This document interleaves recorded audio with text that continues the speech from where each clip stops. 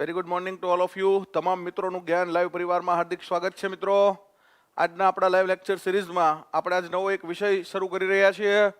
Very good. ચલો, જય દ્વારકાધીશ. તમામ મિત્રોને જ્ઞાન પરિવાર વતી જય દ્વારકાધીશ. બરાબર છે? હા જયદીપભાઈ, માગો 20 અને આપે 30, એ મારો દ્વારકાધીશ. એવા દ્વારકાધીશના નામથી આપણે આજના લેક્ચરની શરૂઆત કરીએ છીએ. વેરી ગુડ માનસીબેન, વેલકમ. બરાબર, તમામ મિત્રોનું આજના લાઈવ લેક્ચરમાં સ્વાગત છે. ઝડપથી મિત્રો લાઈવ આવી જાઓ એટલે આપણો લેક્ચર શરૂ કરીએ. આજનો આપણો સબ્જેક્ટ નવો છે. ઓકે, ચલો. જય વડવાળા જયદીપભાઈ. બરાબર છે? વડવાળા દેવની જય, દુધરેજના દેવ એવા જય વડવાળાની નામ સાથે આપણો આજનો લાઈવ લેક્ચર શરૂ કરીએ છીએ. વેરી ગુડ બ્રિજેશભાઈ, જય માતાજી. સહદેવસિંહ બાપુ, ચલો ઝડપથી લાઈવ આવી જાઓ. હા ચલો, તમામ મિત્રોને હા જય સ્વામિનારાયણ. સુધાબા, very good morning to all of you. ચલો ઝડપથી લાઈવ આવી જાઓ, આપણો લેક્ચર શરૂ કરીએ. જાહેર વહીવટ આજનો વિષય કયો છે? તો આજનો સબ્જેક્ટ છે જાહેર વહીવટ. હવે નામ તમને નવું લાગશે પણ વિષય બહુ સરસ મજાનો છે અને ભણવાની મજા આવે એવો વિષય છે. બરાબર? તો આ જાહેર વહીવટ જે વિષય છે એને ઇંગ્લિશમાં કયા નામે ઓળખે છે? મને કમેન્ટ કરો ચલો ફટાફટ. જાહેર વહીવટ સબ્જેક્ટને ઇંગ્લિશમાં કયા નામે ઓળખે છે? તો ઇંગ્લિશમાં એને કહેવાય છે મિત્રો પબ્લિક એડમિનિસ્ટ્રેશન. Public administration. જાહેર વહીવટને ઇંગ્લિશમાં કયા નામે ઓળખીએ છીએ? તો પબ્લિક વત્તા એડમિનિસ્ટ્રેશન. પબ્લિક એટલે જાહેર અને એડમિનિસ્ટ્રેશન એટલે વહીવટ. હવે આ જાહેર વહીવટ જે છે એ સબ્જેક્ટને આપણે હિન્દીમાં કયા નામે ઓળખીએ છીએ? એટલે કે હિન્દી લેંગ્વેજની અંદર જાહેર વહીવટને હિન્દી લેંગ્વેજમાં કયા નામે ઓળખીએ છીએ? હિન્દીમાં. હિન્દીની અંદર જાહેર વહીવટને આપણે કહીએ છીએ મિત્રો લોક પ્રશાસન. શું કહીએ છીએ? લોક પ્રશાસન. એટલે કે આ જે લોક પ્રશાસનનો જે વિષય છે એને આપણે જાહેર વહીવટ કહીએ છીએ. તો આ વિષયની આપણે આજે શરૂઆત કરવી છે. ચલો તો very good morning to all of you. તમામ મિત્રોનું આજના લાઈવ લેક્ચરમાં સ્વાગત છે. જય ભવાની, વેરી ગુડ મોર્નિંગ. ચલો, રાધે રાધે. હવે આપણો આજનો લાઈવ લેક્ચર શરૂ કરીએ. ઝડપથી મિત્રો લાઈવ આવી જાઓ એટલે આપણા લેક્ચરની અંદર આપણે આજે મહત્વની ચર્ચા કરવાની છે જાહેર વહીવટ વિશે. બહુ એકદમ સહેલો વિષય છે એટલે ચિંતા ના કરતા. સૌથી સહેલો વિષય આ છે. બરાબર? એટલે કે આની અંદર કાંઈ અઘરું છે નહીં. જાહેર વહીવટ એટલે સૌથી સહેલો સબ્જેક્ટ અને એને આપણે એકદમ સરળતાથી યાદ રાખશું એટલે જરાય ચિંતા કરતા નહીં. ઇંગ્લિશમાં શું કહીએ છીએ? Public administration. હિન્દીમાં શું કહીએ છીએ? લોક પ્રશાસન. હવે આ જ જાહેર વહીવટનું બીજું નામ શું છે? જાહેર વહીવટ વિષયનું બીજું નામ શું છે? મને કમેન્ટ કરજો. જાહેર વહીવટ સબ્જેક્ટનું અન્ય નામ શું છે? ફટાફટ કમેન્ટ કરજો. એટલે કે જાહેર વહીવટ વિષયને અન્ય કયા નામે ઓળખવામાં આવે છે?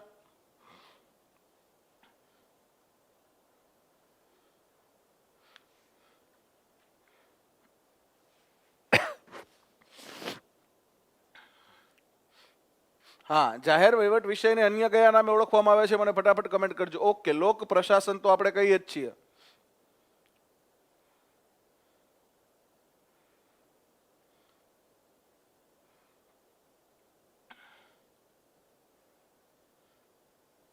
તમે કોલ કરજો અભિભાઈ. બરાબર? ફોરેસ્ટની બેચ લીધી છે, જનરલ બેચમાં જવું હોય તો તમે કોલ કરી દેજો એટલે તમને અહીંથી સેટઅપ કરાવશે. બરાબર? જ્ઞાન લાઈવ વાળા નંબર પર અભિભાઈ કોલ કરવાનો. હા, તો જાહેર વહીવટને આપણે શું કહીએ છીએ? બીજું નામ તો રાજ્ય વહીવટ. આ રાજ્ય વહીવટ છે ને એ જાહેર વહીવટનું અન્ય નામ છે. રાજ્ય વહીવટ અથવા તો કે ભાઈ બીજું હજી એક ત્રીજું નામ તો કે ભાઈ રાજ્ય વહીવટ અથવા સરકારી વહીવટ એ કઈ છે? રાજ્ય વહીવટ અથવા સરકારી વહીવટ. બરાબર? આ સરકારી વહીવટ, રાજ્ય વહીવટ, જાહેર વહીવટ આ બધું એક જ છે. બરાબર? રાજ્યની અંદર જે જાહેરમાં વહીવટ થાય છે. બરાબર? એટલે કે આ જાહેર વહીવટનો મુખ્ય હેતુ શું હોય છે? જાહેર વહીવટનો મુખ્ય હેતુ શું હોય છે? તો આનો મુખ્ય હેતુ હોય છે પ્રજાનું કલ્યાણ કરવાનો. જાહેર વહીવટનો મુખ્ય હેતુ શું છે? શા માટે આ જાહેર વહીવટ વિષય અલગ કરવામાં આવ્યો? બરાબર? જાહેર વહીવટ વિષય છે એ કયા વિષયમાંથી અલગ થયો છે? જાહેર વહીવટ સબ્જેક્ટ છે એ કયા સબ્જેક્ટમાંથી અલગ થયો છે? તો રાજનીતિ શાસ્ત્ર. બરાબર? રાજનીતિ શાસ્ત્ર આપણે જે કહીએ છીએ પોલિટિક્સ અથવા પોલિટિકલ સાયન્સ, આ ઉપરાંત અર્થશાસ્ત્ર વિષયમાંથી પણ થોડું ઘણું લેવામાં આવ્યું છે, બરાબર. રાજનીતિશાસ્ત્ર, અર્થશાસ્ત્ર ઉપરાંત તો કે ભાઈ થોડું ઘણું આપણી રાજ્ય વ્યવસ્થા, બરાબર, રાજ્ય વ્યવસ્થા જે છે આપણી એમાંથી પણ લેવામાં આવ્યું છે. એટલે કે આ બધા સબ્જેક્ટ છે એનો પ્રભાવ આના ઉપર રહેલો છે, બરાબર. આનો મુખ્ય હેતુ પ્રજા કલ્યાણનો છે, પબ્લિક વેલફેર, પ્રજાના કલ્યાણનો, પબ્લિક વેલફેર. આને શું કહીએ છીએ આપણે? Public welfare. પ્રજાના કલ્યાણનો મુખ્ય હેતુ જાહેર વહીવટ સબ્જેક્ટનો છે, બરાબર છે. હા, બિન સચિવાલય ક્લાર્ક એટીડીઓ માટે અગત્યનું છે. ક્લાસ 3 માં પણ હવે 1-2 પ્રશ્ન પૂછાય છે, બરાબર. અને જાણવા જેવો વિષય છે, મજા આવે એવો વિષય છે, એટલે ચિંતા કરશો નહીં. તો પ્રજાનું કલ્યાણ કરવાનું, પ્રજાના કલ્યાણનો જેનો મુખ્ય હેતુ છે એવો જાહેર વહીવટ વિષય, એનો લેક્ચર, પહેલો લેક્ચર આજે આપણે શરૂ કરીએ છીએ. એટલે કે નવી બેચની અંદર આપણો આજનો ફર્સ્ટ લેક્ચર, બરાબર. તો નવી બેચમાં જાહેર વહીવટ વિષય આપણે હવે શરૂ કરીએ છીએ. હા, લોકો દ્વારા, લોકો માટે, બરાબર, લોકો દ્વારા, લોકો માટે અને લોકોનું, બરાબર છે. જે રીતે લોકશાહીની વ્યાખ્યા હતી એ જ રીતે જાહેર વહીવટ પણ કેવો છે? તો કે ભાઈ લોકો માટે કરવામાં આવે છે. કોના દ્વારા? તો કે લોકો દ્વારા, ચૂંટાયેલા પ્રતિનિધિ દ્વારા, સરકારી અધિકારી દ્વારા વહીવટ કરવામાં આવે છે. અને કેવો કરવામાં આવે છે? તો કે ભાઈ જાહેરની અંદર વહીવટ કરવામાં આવે છે. હવે ખાસ જાહેર વહીવટના ઉદ્ભવથી આપણે શરૂઆત કરવી છે. તો જાહેર વહીવટની અંદર આ જાહેર વહીવટ શબ્દ 2 શબ્દનો બનેલો છે. કયા 2 શબ્દ? તો કે ભાઈ આ 2 શબ્દનો બનેલો છે, એક એડ અને એક મિનિસ્ટ્રેટ, બરાબર. આ એડમિનિસ્ટ્રેટ પરથી એડમિનિસ્ટ્રેશન શબ્દ છે, અને આ પબ્લિક શબ્દ જે છે એ લેટિન શબ્દ પબ્લિક્યુ. લેટિન શબ્દ કયો છે? તો કે ભાઈ લેટિન શબ્દ છે પબ્લિક્યુ. આ પબ્લિક્યુ એટલે કે જાહેર. આ પબ્લિક્યુ લેટિન શબ્દ પરથી પબ્લિક શબ્દ ઉતરી આવ્યો છે. પબ્લિક્યુ કયા શબ્દ પરથી પબ્લિક શબ્દ આવ્યો છે? તો પબ્લિક્યુ લેટિન શબ્દ પરથી પબ્લિક શબ્દ આવ્યો છે.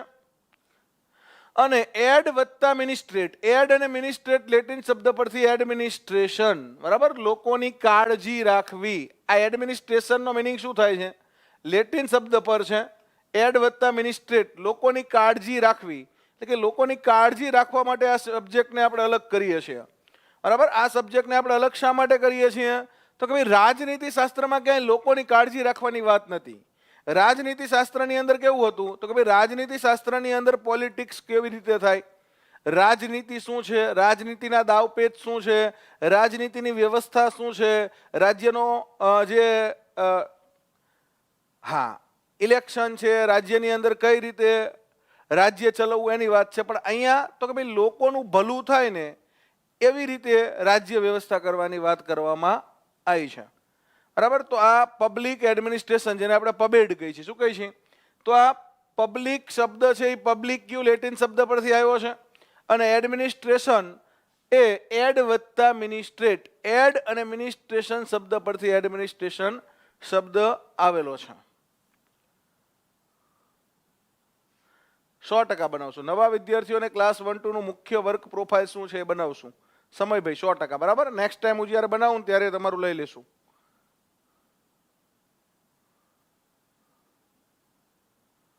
બધા વહીવટશાસ્ત્રીના નામ આજે યાદ રહી જશે, ચિંતા ના કરશો કૌશિકભાઈ. જેટલા પણ જાહેર વહીવટના થિંકરો છે, જેટલા પણ જાહેર વહીવટની અંદર પ્રદાન કરેલ મહાનુભાવો છે ને, તમામ મહાનુભાવોના નામ તમને સરળતાથી યાદ રહી જશે, વાર્તાની જેમ. ચિંતા ના કરશો, બરાબર. બધાના નામ યાદ રહી જાય એવી વ્યવસ્થા હું કરું છું તમારા માટે. તો આનો ઉદ્ભવ આપણે જોવો છે. તો કે ભાઈ આ એક વિષય તરીકે જાહેર વહીવટ છે, એનો ઉદ્ભવ કઈ રીતે થાય છે, કયા વિષયમાંથી થાય છે, બરાબર. તો જાહેર વહીવટનો જે ઉદ્ભવ છે, જાહેર વહીવટનો ઉદ્ભવ છે કઈ રીતે થાય છે? તો કે ભાઈ રાજનીતિ શાસ્ત્ર, પોલિટિકલ સાયન્સ, સમાજશાસ્ત્ર, સોશિયોલોજી, અર્થશાસ્ત્ર, ઇકોનોમિક્સ, આ 3 વિષયનો મુખ્ય પ્રભાવ છે આના ઉપર, બરાબર. સૌથી વધારે પ્રભાવ કોનો છે? રાજનીતિ શાસ્ત્રનો, બરાબર. સૌથી વધારે પ્રભાવ કોનો છે? તો સૌથી વધારે પ્રભાવ રાજનીતિ શાસ્ત્રનો, પોલિટિકલ સાયન્સ, બરાબર છે. ત્યાર પછી સમાજશાસ્ત્ર અને ત્યાર પછી અર્થશાસ્ત્ર. આ 3 વિષયનો વધારે પ્રભાવ જોવા મળે છે. ઓકે, અવાજ ડબલ વાર આવે છે તો એકવાર લોગ આઉટ કરીને લોગ ઇન કરો એટલે ડબલ અવાજ નહીં આવે. કિશન કુમાર, એકવાર લોગ આઉટ કરીને લોગિન કરો એટલે ડબલ અવાજ તમારે નહીં આવે. બીજા બધાને વોઇસ કમ્પ્લીટ આવે છે ને? કોમેન્ટ કરજો, વોઇસ કમ્પ્લીટ આવે છે બીજા બધા મિત્રોને? સારું, ચલો. હવે આનો મુખ્ય હેતુ શું છે તો કે ભાઈ લોક કલ્યાણ, બરાબર, પબ્લિક વેલફેર. શું કહેવાય? લોક કલ્યાણ, પબ્લિક વેલફેર સ્ટેટ, બરાબર, કલ્યાણકારી રાજ્ય. તો કલ્યાણકારી રાજ્ય બનાવવા માટે આપણે આ રાજનીતિ શાસ્ત્રમાંથી નવો એક વિષય ઉદ્ભવ્યો, બરાબર છે. 1887 ની અંદર વુડરો વિલ્સન દ્વારા આને જન્મ આપવામાં આવ્યો છે, બરાબર. તો રાજનીતિ શાસ્ત્ર એની માં છે અને વુડરો વિલ્સન એના બાપ છે. એટલે વુડરો વિલ્સન શું છે તો કે ભાઈ જાહેર વહીવટના પિતા છે અને એની માતા કોણ છે તો કે રાજનીતિ શાસ્ત્ર. રાજનીતિ શાસ્ત્રમાંથી આનો જન્મ થયો છે. તો આવો મહત્વનો વિષય આપણો તો કે ભાઈ જાહેર વહીવટ. હવે જાહેર વહીવટ સામાજિક પરિવર્તનનું સાધન છે, બરાબર. An agent of social change. શું કહેવામાં આવ્યું છે જાહેર વહીવટને? An agent of social change. બહુ મહત્વની વાત અહીંયા કરી છે, an agent of social change. સામાજિક પરિવર્તન જે છે એનો તો કે ભાઈ એજન્ટ છે, બરાબર, એનું સાધન છે. સોશિયલ ચેન્જ લાવવો હોય, સામાજિક માળખામાં ફેરફાર લાવવો હોય તો એના માટે જાહેર વહીવટ ખૂબ જ અગત્યનો છે. એને એજન્ટ ઓફ સોશિયલ ચેન્જ તરીકે પણ એને ઓળખવામાં આવે છે. ચલો, ત્યાર પછી સરકારના 3 અંગો છે જાહેર વહીવટમાં સમાવેશ થાય છે: ધારાસભા, કારોબારી અને ન્યાયતંત્ર. સરકારના જે મહત્વના 3 અંગો છે, બરાબર, કયા 3 અંગો છે તો કે ધારાસભા, કારોબારી અને ન્યાયતંત્ર. આ 3 અંગોનો સમાવેશ જાહેર વહીવટમાં કરવામાં આવે છે. યાદ રાખજો, જાહેર વહીવટની અંદર સરકારના 3 અંગો: ધારાસભા, કારોબારી અને ન્યાયતંત્ર, બરાબર છે. ચલો આગળ વધીએ.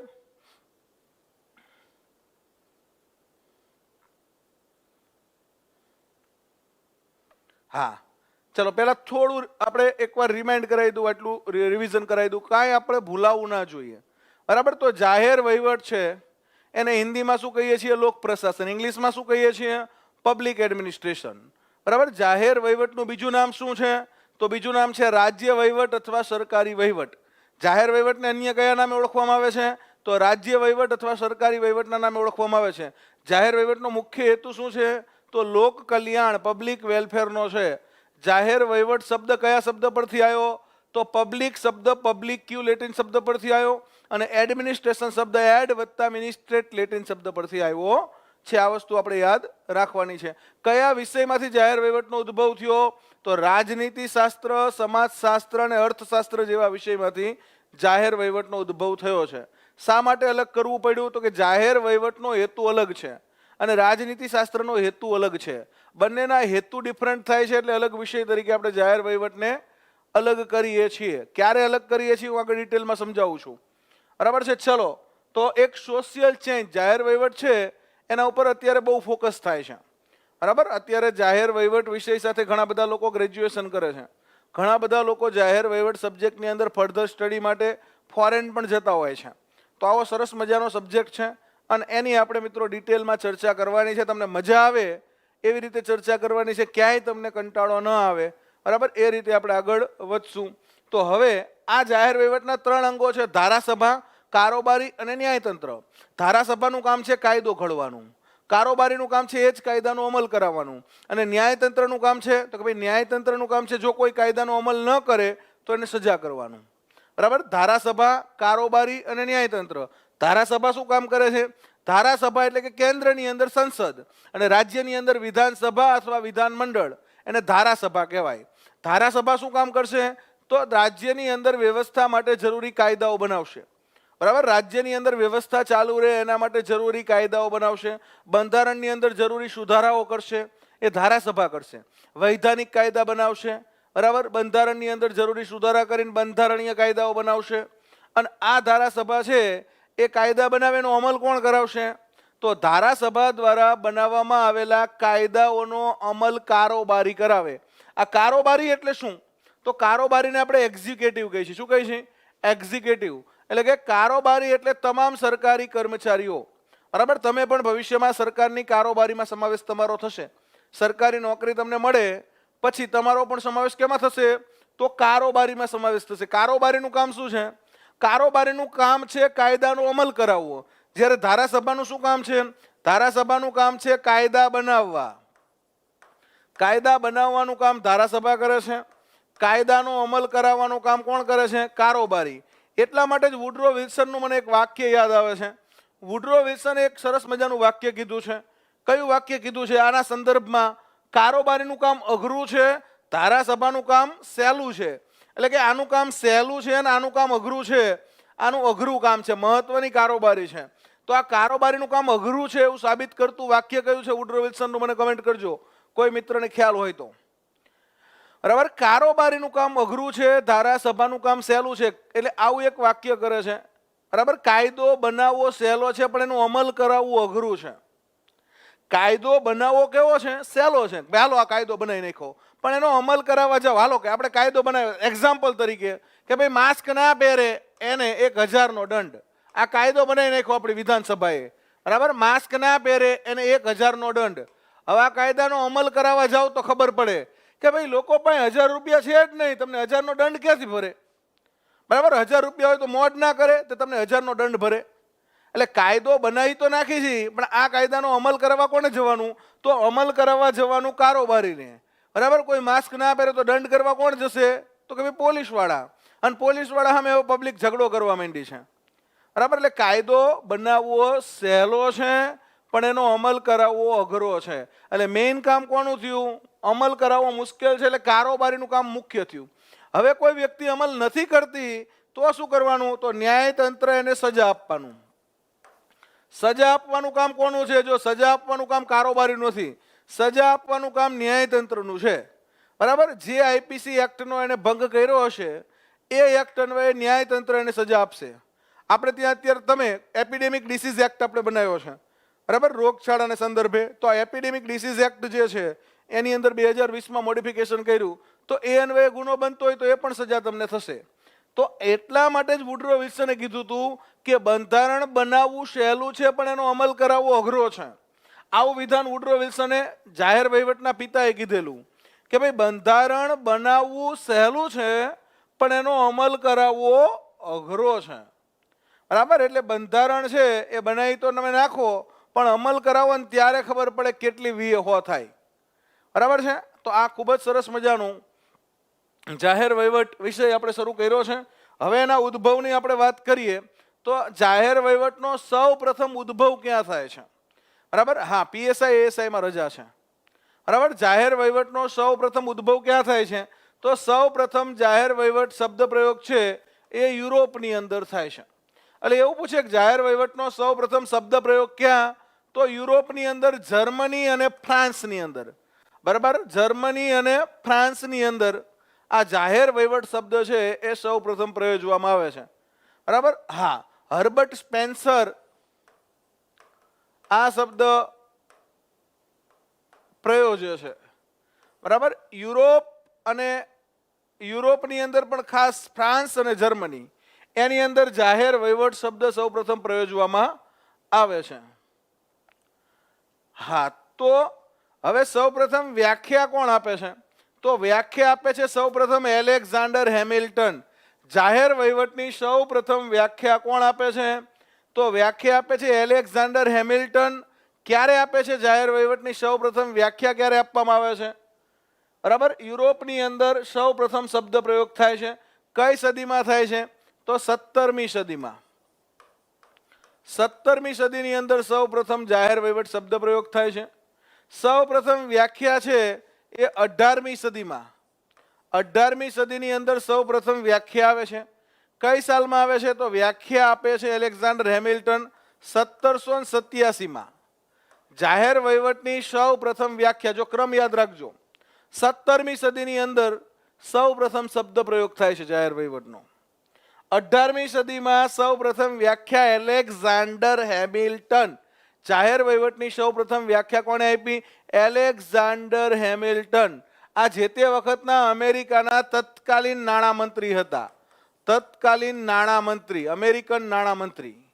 એટલે કે આ અમેરિકન નાણામંત્રી જે છે એમના દ્વારા જાહેર વહીવટની સૌ પ્રથમ વ્યાખ્યા આપવામાં આવી. તત્કાલીન અમેરિકન નાણામંત્રી 1787ની અંદર અમેરિકાના નાણામંત્રી જે હતા એલેક્ઝાન્ડર હેમિલ્ટન, એ પોતે એલેક્ઝાન્ડર હેમિલ્ટન જાહેર વહીવટની વ્યાખ્યા કરે છે પોતાના પુસ્તક ફેડરાલિસ્ટમાં. સમવાય તંત્ર આ પુસ્તકની અંદર બરાબર એ પોતે સૌ પ્રથમ જાહેર વહીવટની વ્યાખ્યા કરે છે. તો જાહેર વહીવટની સૌ પ્રથમ વ્યાખ્યા શેમાં થાય છે? તો એલેક્ઝાન્ડર હેમિલ્ટન તત્કાલીન અમેરિકન નાણામંત્રી છે. 1787માં પોતાના પુસ્તક બરાબર પોતાનું કયું પુસ્તક હોય છે? ફેડરાલિસ્ટ. તો આ પુસ્તકની અંદર સૌ પ્રથમ જાહેર વહીવટની વ્યાખ્યા કરવામાં આવે છે. હવે એનો ઉદ્ભવ બરાબર અમેરિકાની અંદર એનો ઉદ્ભવ થાય છે. બરાબર વ્યાખ્યા થઈ તો કે ભાઈ હવે આ વ્યાખ્યા થયા પછી જાહેર વહીવટના સિદ્ધાંતો બરાબર જાહેર વહીવટના સૌ પ્રથમ સિદ્ધાંતો કોણ આપે છે? જાહેર વહીવટના સિદ્ધાંતો સૌ પ્રથમ કોના દ્વારા આપવામાં આવે છે? જાહેર વહીવટના સિદ્ધાંતો મને કમેન્ટ કરજો. સૌ પ્રથમ કોના દ્વારા આપવામાં આવે છે? જાહેર વહીવટના સિદ્ધાંતો સૌ પ્રથમ કોના દ્વારા રજૂ કરવામાં આવે છે? યાદ રહી જાય એવું કરી દઈશું. ચલો કિન્નરી બેન, હો આ યાદ ના રહે એવું આપણે થોડું ચાલે, યાદ રહે એવું જ કરવાનું છે આપણે.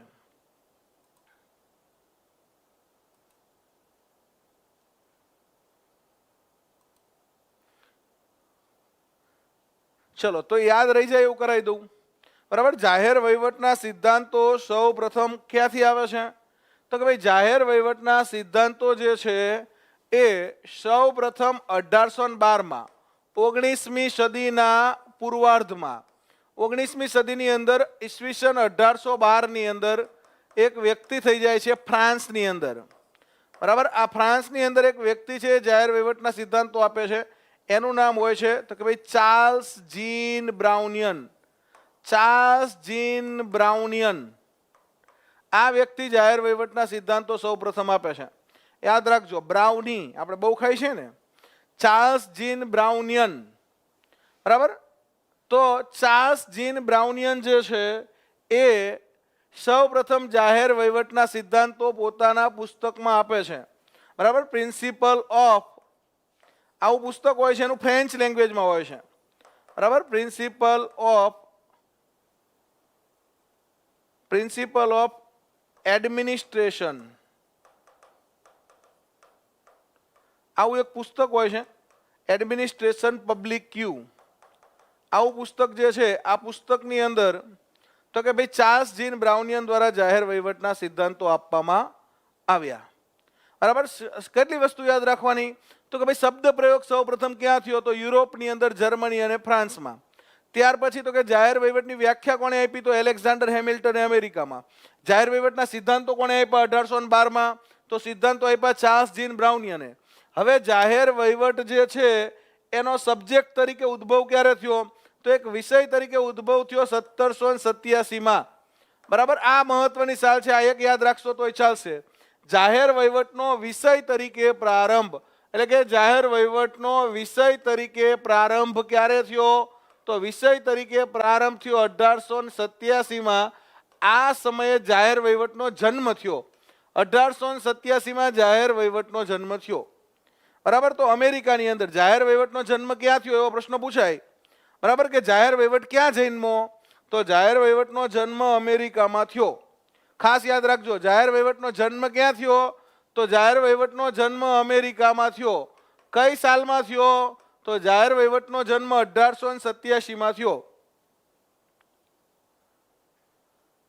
બરાબર છે. બુક છે ને ભાઈ તમને ઓનલાઈન મૂકવામાં આવશે નીતિનભાઈ.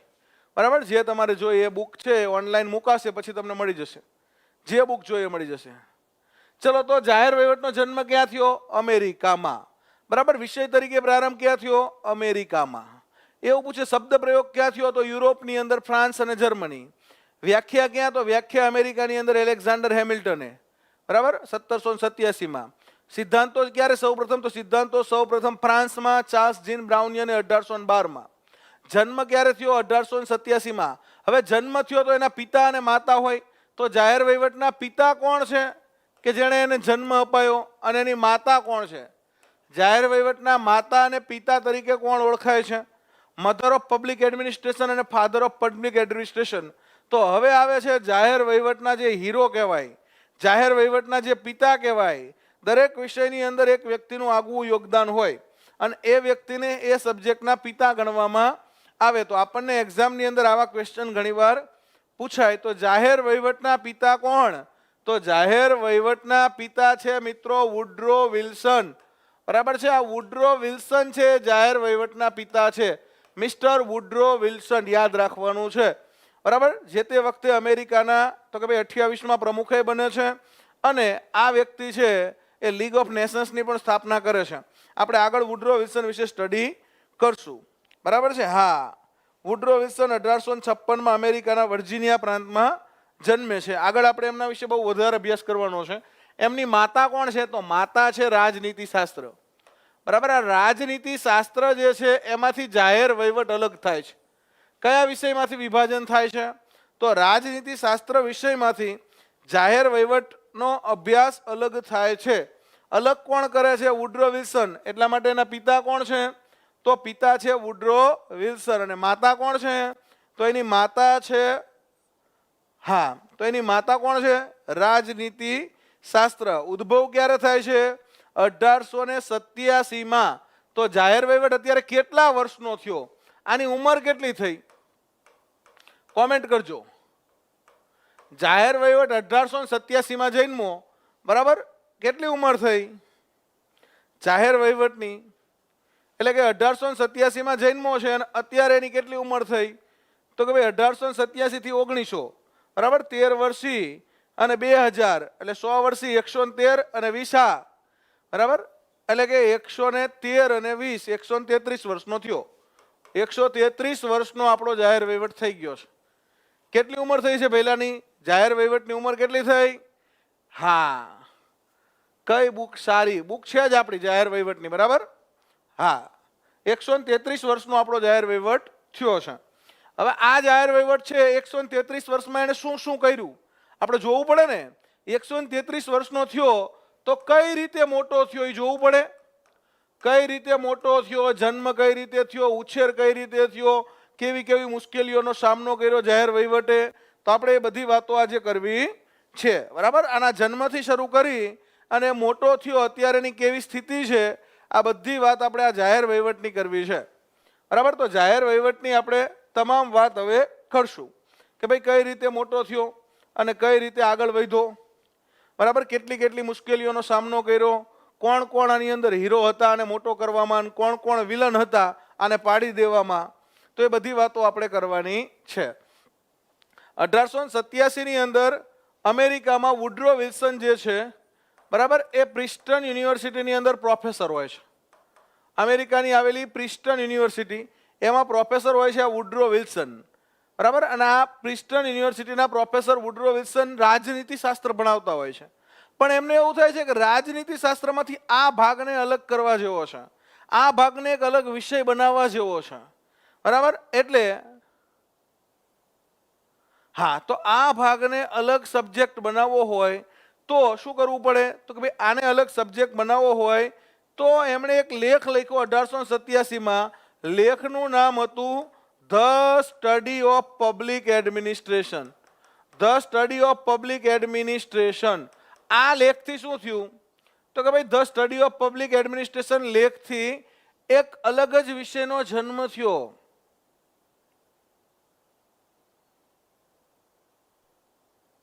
હા, તો આ the study of public administration, જાહેર વહીવટ એક અભ્યાસ, આવો એક લેખ એમણે લખ્યો. શું લેખ લખ્યો? જાહેર વહીવટ એક અભ્યાસ. આ લેખ જે તે વખતે ત્યાંના મેગેઝિનમાં પબ્લિશ થયો, પોલિટિકલ સાયન્સ વીકલી, આવું મેગેઝિન હતું. બરાબર, પોલિટિકલ સાયન્સ વીકલી નામના મેગેઝિનમાં લેખ પબ્લિશ થાય છે. આ લેખ પબ્લિશ થવાથી જાહેર વહીવટનો જન્મ થાય છે. બરાબર, એટલા માટે આ 1887ના વર્ષને દ્વિભાજનનું વર્ષ કહે છે. બરાબર, હા, વિલ્સન ક્રાય કહેવામાં આવે છે આ ઘટનાને. અભ્યાસની શરૂઆત તો કે ભાઈ આધુનિક અભ્યાસની શરૂઆત જર્મનીની અંદર થાય છે. બરાબર, અને બ્રિટનમાં વિશ્વમાં સૌપ્રથમ જોહન મેજર, આ પણ જાહેર વહીવટનો એક મહત્વનો કન્સેપ્ટ છે. નાગરિક અધિકાર પત્રો આપણે આગળ શરૂ કરશું. બરાબર, જોહન મેજર બ્રિટનની અંદર નાગરિક અધિકાર પત્રના પિતા કહેવાય છે અને જાહેર વહીવટના ભાગરૂપે એ પોતાને ત્યાં નાગરિક અધિકાર પત્રો આપે છે, સિટીઝન ચાર્ટર એક્ટ આપે છે. ચલો હવે આગળ વધીએ. જાહેર વહીવટ કઈ રીતે મોટો થાય છે એ આપણે જોવું છે. બરાબર. હા, તો જાહેર વહીવટ કઈ રીતે મોટો થાય છે એ આપણે જોઈએ. બરાબર છે. આ તમને પછી સમજાવીશ. બરાબર, કોના કયા પિતા છે. આની અંદર બહુ બધા પિતા આવશે. બરાબર, જાહેર વહીવટની અંદર બહુ બધા પિતા આવશે એટલે કઈ ચિંતા કરતા નહીં, બધાય પિતા તમને સમજાવીશ. હા, બરાબર. જાહેર વહીવટના પિતા કોણ છે? નવા જાહેર વહીવટના પિતા, જો નવા જાહેર વહીવટના ડ્વાઇટ વાલ્ડો છે. અમેરિકન જાહેર વહીવટના પિતા તો વુડરો વિલ્સનના શિષ્ય છે એફ જે ગુડનાવ, ફ્રેન્ક જે ગુડનાવ. ભારતમાં જાહેર વહીવટના પ્રથમ professor MP Sharma, Nagpur university, Mahadev પ્રસાદ શર્મા. બરાબર, આ મહાદેવ પ્રસાદ શર્મા જે છે એ ભારતની અંદર જાહેર વહીવટ બરાબર ભણાવવાનું શરૂ કરે છે. એટલા માટે આને જાહેર વહીવટના ભારતના પિતા પણ કહે છે. બરાબર, મહાદેવ પ્રસાદ શર્મા, એમપી શર્મા, નાગપુર યુનિવર્સિટી, મહારાષ્ટ્ર. કઈ યુનિવર્સિટીમાં હોય છે? નાગપુર વિશ્વવિદ્યાલય, મહારાષ્ટ્ર. બરાબર, નાગપુર યુનિવર્સિટી મહારાષ્ટ્ર ખાતે આ પ્રોફેસર હોય છે. બરાબર છે. અને ભારતમાં જાહેર વહીવટની શરૂઆત કરાવનાર વ્યક્તિ કોણ હોય છે? તો પોલ એચ એપલબી, પોતે અમેરિકન થિંકર હોય છે જાહેર વહીવટના. અને જવાહરલાલ નહેરુના મિત્રો હોય છે. એપલબી, આ નામે યાદ રાખજો. બરાબર, પોલ એચ એપલબી કોણ છે? અમેરિકન થિંકર છે પબ્લિક એડમિનિસ્ટ્રેશનના.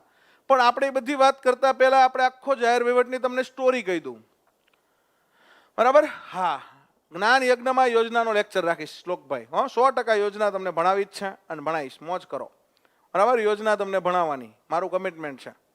બરાબર, યોજના તમને ભણાવીશ અને જોરદાર યોજના ભણાવીશ. તમને એમ થાય કે ના મજા આવી ગઈ.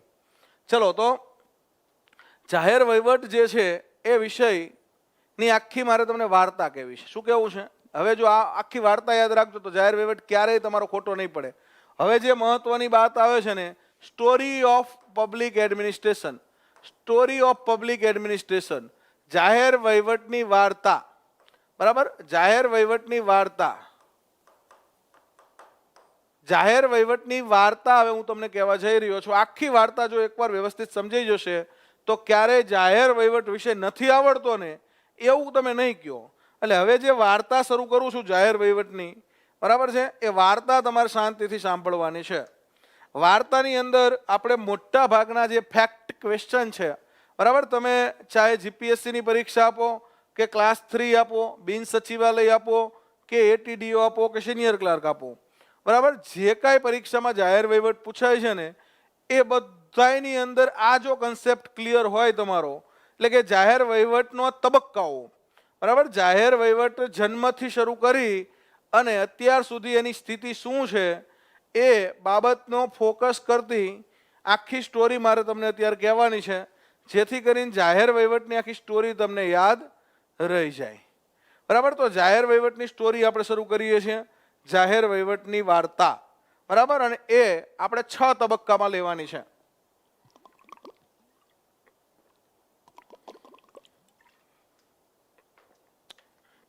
ચાલો, તો તૈયાર?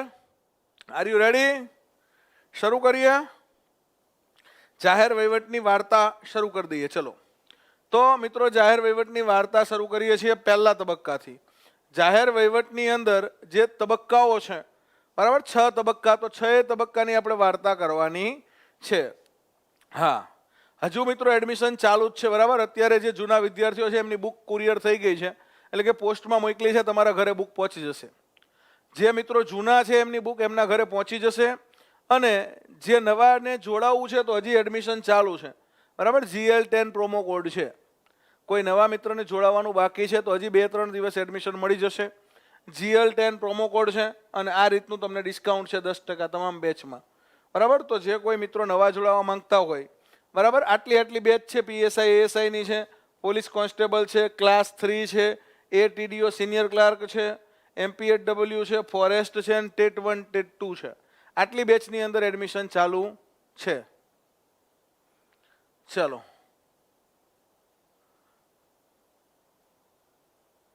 ઓકે, બોર્ડમાં ચિત્ર કપાય છે થોડુંક. ઓકે, સેટ કરી દઈશ. ચલો, હવે વાત કરીએ જાહેર વહીવટની આખી વાર્તા છે. એના 6 તબક્કા છે. કેટલા તબક્કા છે? તો કે ભાઈ જાહેર વહીવટના જે 6 તબક્કા છે, બરાબર, એ 6 તબક્કાની અંદર પ્રથમ તબક્કો છે 1887 થી 1926 આ તબક્કાની વાર્તા, પછી બીજા તબક્કાની, ત્રીજા તબક્કાની, એમ તમામ તબક્કાની વાર્તા કરશું. બરાબર. પહેલો તબક્કો છે એ શેનો છે? જાહેર વહીવટનો. તો કે ભાઈ 1887 થી 1926 આમાં જાહેર વહીવટનો જન્મ થાય છે. જન્મ એટલે અહીંયા જાહેર વહીવટના જન્મની વાત કરશું. તો કે ભાઈ અહીંયા બીજો તબક્કો છે ને, આ જાહેર વહીવટનો સુવર્ણ યુગ છે. જાહેર વહીવટનો સુવર્ણ યુગ, આની અંદર જાહેર વહીવટ ઝડપથી આગળ વધે છે. બરાબર. બીજો તબક્કો મહત્વનો છે, જાહેર વહીવટનો સુવર્ણ યુગ. આ બીજા તબક્કામાં જાહેર વહીવટના સિદ્ધાંતો આપવામાં આવે છે. અને આ તબક્કામાં તો કે ભાઈ જાહેર વહીવટ મોટો થઈ જાય છે. જન્મથી બાળપણ અહીંયા છે. જન્મથી બાળપણ, જાહેર વહીવટનું જન્મથી બાળપણ એટલે કે પોતાનો જન્મ થાય છે એક વિષયમાંથી બીજો વિષય, એટલે કે જાહેર વહીવટનું દ્વિવિભાજન. રાજનીતિ શાસ્ત્રમાંથી જાહેર વહીવટનો જન્મ પહેલા તબક્કામાં 1887 થી 1926. બીજો તબક્કો 1927 થી 37, ખાલી 10 વર્ષનો છે પણ બહુ મહત્વનો છે. આજે જાહેર વહીવટનો ત્રીજો તબક્કો છે 1938 થી 1947. તો આ જાહેર વહીવટના ત્રીજા તબક્કાની અંદર વિઘ્ન શરૂ થઈ જાય છે. બરાબર. તો કે ત્રીજો તબક્કો જે છે જાહેર વહીવટનો, એમાં શું થાય છે? હા, તો જાહેર વહીવટના ત્રીજા તબક્કાની અંદર, તો ત્રીજા તબક્કાની અંદર જાહેર વહીવટને તકલીફ શરૂ થાય. બરાબર છે. તકલીફો શરૂ થાય, આને મુશ્કેલીઓ શરૂ થાય, ચેલેન્જ શરૂ થાય. બરાબર. એટલે કે તમે કોઈ પણ વિષય હોય એને મુશ્કેલીઓ તો પડી જ હોય, એમનામ જાહેર વહીવટ આગળ વધ્યો નથી, તો એને મુશ્કેલીઓ શરૂ થઈ, તકલીફો શરૂ થઈ ત્રીજા તબક્કામાં જાહેર વહીવટના. બરાબર. ત્રીજો તબક્કો શેનો છે? તો કે ભાઈ એરા ઓફ ચેલેન્જ. અહીંયા એને ચેલેન્જો મળે છે જાહેર વહીવટને. શું મળે છે? ચેલેન્જ. ચોથો તબક્કો છે 1948 થી 1970. આ તબક્કાને શું કહે છે? તો આ તબક્કાને કહે છે આઈડેન્ટિટી ક્રાઇસિસ. આઈડેન્ટિટી ક્રાઇસિસ છે આ તબક્કામાં. તો કે ભાઈ હવે ચેલેન્જ મળે છે. આ ચેલેન્જ પૂરી કરવા માટે તો કે ઓળખ માટેનું સંકટ ઊભું થાય છે. ઓળખ માટેનું સંકટ કયા તબક્કામાં ઊભું થાય છે? તો ચોથા તબક્કામાં ઓળખ માટેનું સંકટ ઊભું થાય છે. જાહેર વહીવટની ઓળખ માટેનું સંકટ કયા તબક્કામાં ઊભું થાય છે? તો ચોથા તબક્કામાં. પાંચમો તબક્કો જે છે, બરાબર, આ પાંચમા તબક્કાની અંદર તો કે ભાઈ પાંચમો તબક્કો છે એમાં આપણને નવો જાહેર વહીવટ મળે છે અને નવું જાહેર સંચાલન. ન્યૂ પબ્લિક એડમિનિસ્ટ્રેશન અને ન્યૂ પબ્લિક મેનેજમેન્ટ, આ એનો તબક્કો છે, પાંચમો તબક્કો. અને છઠ્ઠા તબક્કાની અંદર તો કે ભાઈ વર્તમાન સમયમાં જાહેર વહીવટની અંદર શું આવ્યું? તો છઠ્ઠો તબક્કો જે છે એની અંદર આપણને રાઇટ ટુ સર્વિસ, બરાબર, RCPS નામનો કાયદો મળે છે, ઈ ગવર્નન્સ મળે છે, કેશલેસ પછી ફેસલેસ. આ તબક્કો જે છે એ કેશલેસ થી ફેસલેસ સુધીની સફર આ તબક્કામાં છે. એટલે કે આ તબક્કો કેશલેસ થી ફેસલેસ. બરાબર. હવે કેશલેસ થી ફેસલેસ સુધીનો વહીવટ જે છે એની વાત આ તબક્કામાં આપણે કરવાની છે. બરાબર. તો આ આપણા જાહેર વહીવટના તમામ તબક્કાઓનો આપણે સ્ટડી કરીએ તો આખી આપણની જાહેર વહીવટની વાર્તા જે છે એ આપણને આખી આવડી જાય. બરાબર. તો જાહેર વહીવટની આખી વાર્તા આપણે શરૂ કરીએ છીએ. ચલો, તો તમામ મિત્રો જે છે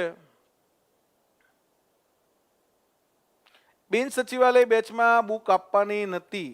આનંદભાઈ, બરાબર, જ્યારે તમને બેચમાં એડમિશન લીધું હોય ત્યારે કીધું જોઈએ કે આ બેચમાં બુક મળશે, આમાં નહીં મળે. બરાબર. જેમાં બુક આપવાની હતી એ તમામ બેચમાં બુક આપી જ હોય. જે બેચમાં બુક સાથેનું પેકેજ ના હોય એમાં બુક ના મળે. બરાબર. છતાંય તમારે જોઈએ તો ઓનલાઈન અવેલેબલ હશે, તમે પરચેસ કરી શકો. કોઈને જોઈતી હોય કે ભાઈ તમારા પેકેજમાં બુક નથી ને મારે બુક જોઈ છે, તો તમારે ઓનલાઈન પરચેસ કરી લેવાની રહેશે. ચલો, તો શરૂઆત કરીએ જાહેર વહીવટના પ્રથમ તબક્કાથી. જાહેર વહીવટનો પ્રથમ તબક્કો છે 1927 થી 37. પ્રથમ તબક્કો 1887 થી 1926. આ તબક્કાની અંદર શું ઘટનાઓ બને છે? તો આ તબક્કો છે ને એને આપણે કહીએ છીએ જાહેર વહીવટનો ઉદ્ભવ, એટલે કે એનો જન્મ. જાહેર વહીવટનો જન્મ, વિષય તરીકે પ્રારંભ અને બીજી મહત્વની ઘટના છે તો કે ભાઈ દ્વિવિભાજન. આ પ્રથમ તબક્કાની અંદર દ્વિવિભાજન થાય છે. વિભાજનનો તબક્કો કહેવાય છે. દ્વિવિભાજન તો શું છે પહેલા તબક્કામાં? તો પહેલા તબક્કાની અંદર કયા કયા થિંકર આવે છે? પહેલા તો કે ભાઈ આ તબક્કાની અંદર જાહેર વહીવટને જન્મ આપનાર વુડરો વિલ્સન, સૌથી મહત્વના વ્યક્તિ. તો કે ભાઈ વુડરો વિલ્સન આ તબક્કાની અંદર આવી જાય છે. જાહેર વહીવટના પિતા જેને કહીએ છીએ, બરાબર, વુડરો વિલ્સન. બરાબર, વુડરો વિલ્સનને જાહેર વહીવટના પિતા તરીકે કોણે ઓળખાયા? આને જાહેર વહીવટનો પિતા સૌપ્રથમ કોણે કીધો? મને કોમેન્ટ કરજો. વુડરો વિલ્સનને જાહેર વહીવટના પિતા તરીકે સૌપ્રથમ કોણે સંબોધન કર્યું કે ભાઈ આ વ્યક્તિ જાહેર વહીવટનો પિતા છે? એવું મને કોમેન્ટ કરજો. વુડરો વિલ્સનને જાહેર વહીવટનો પિતા કહેનાર વ્યક્તિ કોણ હતો સૌપ્રથમ? તો કે ભાઈ આ 1887 ની અંદર એનો જન્મ થાય છે. 1887 જાહેર વહીવટનો જન્મ થાય છે. આપણે અગાઉ જોઈ ગયા શેમાંથી જન્મ થાય છે? તો જાહેર વહીવટનો જન્મ એના પિતા વુડરો વિલ્સન કરાવે છે. એની માતા કોણ છે? તો કે એનો જન્મ એક વિષયમાંથી થાય છે, રાજનીતિ શાસ્ત્ર. કોણ ભણાવતા હોય છે? તો આ વુડરો વિલ્સન રાજનીતિ શાસ્ત્ર ભણાવતા હોય છે. બરાબર, રાજનીતિ શાસ્ત્ર વુડરો વિલ્સન ભણાવતા હોય છે. આ વુડરો વિલ્સન પ્રોફેસર હોય છે. પ્રોફેસર કઈ યુનિવર્સિટીમાં હોય છે? પ્રિન્સ્ટન યુનિવર્સિટી. પ્રિન્સ્ટન કોલેજ હોય છે પહેલા, પછી યુનિવર્સિટી બને છે. આ પ્રિન્સ્ટન યુનિવર્સિટીના રાજનીતિ શાસ્ત્રના પ્રોફેસર. કયો વિષય વુડરો વિલ્સન ભણાવતા હોય છે? Very good, Dwight Waldo. બરાબર, તો ડ્વાઇટ વાલ્ડો એમને સૌપ્રથમ એમને સંબોધન કરે છે. ડ્વાઇટ વાલ્ડો શેના પિતા છે એ કહી દેજો. હાલો હવે, ડ્વાઇટ વાલ્ડો શેના પિતા છે એ કોમેન્ટ કરજો. ડ્વાઇટ વાલ્ડો છે વુડરો વિલ્સનને સૌપ્રથમ જાહેર વહીવટના પિતા કહે છે. હવે આ વુડરો વિલ્સન છે એનો જન્મ, તો કે ભાઈ આ વુડરો વિલ્સન છે વર્જિનિયા પ્રાંતમાં જન્મે છે, અમેરિકાના. મોટા થાય છે ત્યાં, અને પોતે તો કે ભાઈ આગળ જઈ અને રાજનીતિ શાસ્ત્રનો અભ્યાસ કરે છે, BA MA PhD, અને પોતે રાજનીતિ શાસ્ત્રના પ્રોફેસર બને છે. રાજનીતિ શાસ્ત્ર ભણાવતી વખતે એમને ઈચ્છા થાય છે કે ભાઈ આમાંથી એક નવા વિષયના ઉદ્ભવની જરૂર છે. એટલે 1887 આ વ્યક્તિ એક લેખ લખે છે. 1887 એક લેખ લખે છે, the study of public administration. લેખનું નામ શું હોય છે? The study of public administration. આવો એક લેખ લખવામાં આવે છે. The study of public administration નામનો લેખ કોણ લખે છે? તો કે વુડરો વિલ્સન. જાહેર વહીવટ એક અભ્યાસ, આવો એક લેખ એ વખતે લખવામાં આવે છે. જાહેર વહીવટ એક અભ્યાસ નામનો લેખ કોણ લખે છે? Woodrow Wilson. આ લેખ પબ્લિશ શેમાં થાય છે? તો આ લેખ છે એ વખતનું એક મેગેઝિન હોય છે, એમાં પ્રકાશિત થાય છે. પબ્લિશ એટલે પ્રકાશિત. કયું મેગેઝિન હોય છે એ વખતનું? તો political science. Political science weekly. બરાબર, ઘણી બુકમાં ક્વાર્ટરલી આપ્યું છે, પણ પહેલા ક્વાર્ટરલી હતું, 15 દિવસ હતું. પછી આ મેગેઝિન અઠવાડિયે આવવા માંડ્યું એટલે એને વીકલી કહેવાય ને. હા, નવા જાહેર વહીવટના પિતા. તો આ ડ્વાઇટ વાલ્ડો શેના પિતા છે? ન્યૂ પબ્લિક એડમિનિસ્ટ્રેશન, NP એના પિતા છે. વેરી ગુડ, બરાબર છે. સર્જન પટેલ. તો ન્યૂ પબ્લિક એડમિનિસ્ટ્રેશનના પિતા તરીકે આપણે કોને ઓળખીએ છીએ? તો એને ઓળખીએ છીએ ડ્વાઇટ વાલ્ડોને. ના ચિરાગભાઈ, પોલીસમાં ના પૂછાયા. બરાબર, પોલીસની અંદર નહીં પૂછાય, એટલે પોલીસની તૈયારી કરતા હોય તો એને કોઈ જરૂર છે નહીં. પણ જે બીજા મિત્રો છે, બરાબર, જે બિન સચિવાલય ક્લાર્ક છે, ATDO છે, સિનિયર ક્લર્ક છે, GPSCની એક્ઝામ છે, DYSO છે, બરાબર, STI છે, પછી PI ની તૈયારી કરે છે કોઈ મિત્રો, કોઈ 1-2 ની તૈયારી કરે છે, તો એમના માટે અગત્યનું છે. બરાબર, આ એ બધા મિત્રો માટે અગત્યનો લેક્ચર છે. બરાબર, કદાચ કોઈ બીજી તૈયારી કરતા હોય તો એમને આ પૂછાશે નહીં, એટલે એને બહુ કંઈ ચિંતા કરવાની જરૂર નથી. હો, અને આ ધીમે ધીમે બધાને આવડી જશે. ઓકે, ધીમે ધીમે. આમાં કોઈ વસ્તુ એવી નથી કે તમને નહીં આવડે. શાંતિથી આ લેક્ચરને તમારે સાંભળવાનો છે, જોવાનો છે. તમને જાહેર વહીવટની અંદર ટેટમાં નહીં પૂછાય રાહુલભાઈ. બરાબર, ટેટની અંદર જાહેર વહીવટ ના આવે. બરાબર છે. હા, ટેટનું મટીરિયલ મળશે, બધાને મળશે. જેણે એડમિશન લીધું એ બધાને ટેટનું મટીરિયલ મોકલી દેવામાં આવશે. બરાબર, બધું મટીરિયલ અત્યારે કુરિયર થઈ જાય છે, આજે જ પોસ્ટમાં મોકલશે, તમારા ઘરે આવી જશે. છેક તમારા ઘર સુધી તમામ મટીરિયલ મળી જવાનું છે. તલાટીમાં કોઈ વાર પૂછાય ભરતભાઈ. બરાબર, તલાટીમાં કોઈ વાર 2 માર્ક્સનું પૂછાઈ જાય, 2-3 માર્ક્સનું તલાટીમાં પૂછાઈ શકે. બરાબર, હા, જનરલ નોલેજના ભાગરૂપે પૂછાય. બરાબર, જીકેના પાર્ટ ઓફથી જાહેર વહીવટના 1-2 પ્રશ્નો પૂછાય. દાખલા તરીકે RTI ના પૂછાય તો એ જાહેર વહીવટ જ કહેવાય, RTI. બરાબર, પછી તો કે ભાઈ કોઈ વાર આપણને RCPS ના પ્રશ્ન પૂછી જાય, કોઈ વાર સરકારની નીતિના પ્રશ્ન પૂછાય, સરકારની યોજનાના પ્રશ્ન પૂછાય, તો આ બધું જાહેર વહીવટનો ભાગ છે. સરકારી યોજના છે, સરકારની નીતિ છે, સરકારના નિર્ણયો છે, ઇટ્સ કોલ પબ્લિક એડમિનિસ્ટ્રેશન. એટલે આપણને એમ થાય કે ભાઈ આ ક્યાં પૂછાય, તો જે પણ બધી સરકારની યોજનાઓ છે ને જાહેર વહીવટના ભાગરૂપે આવે છે.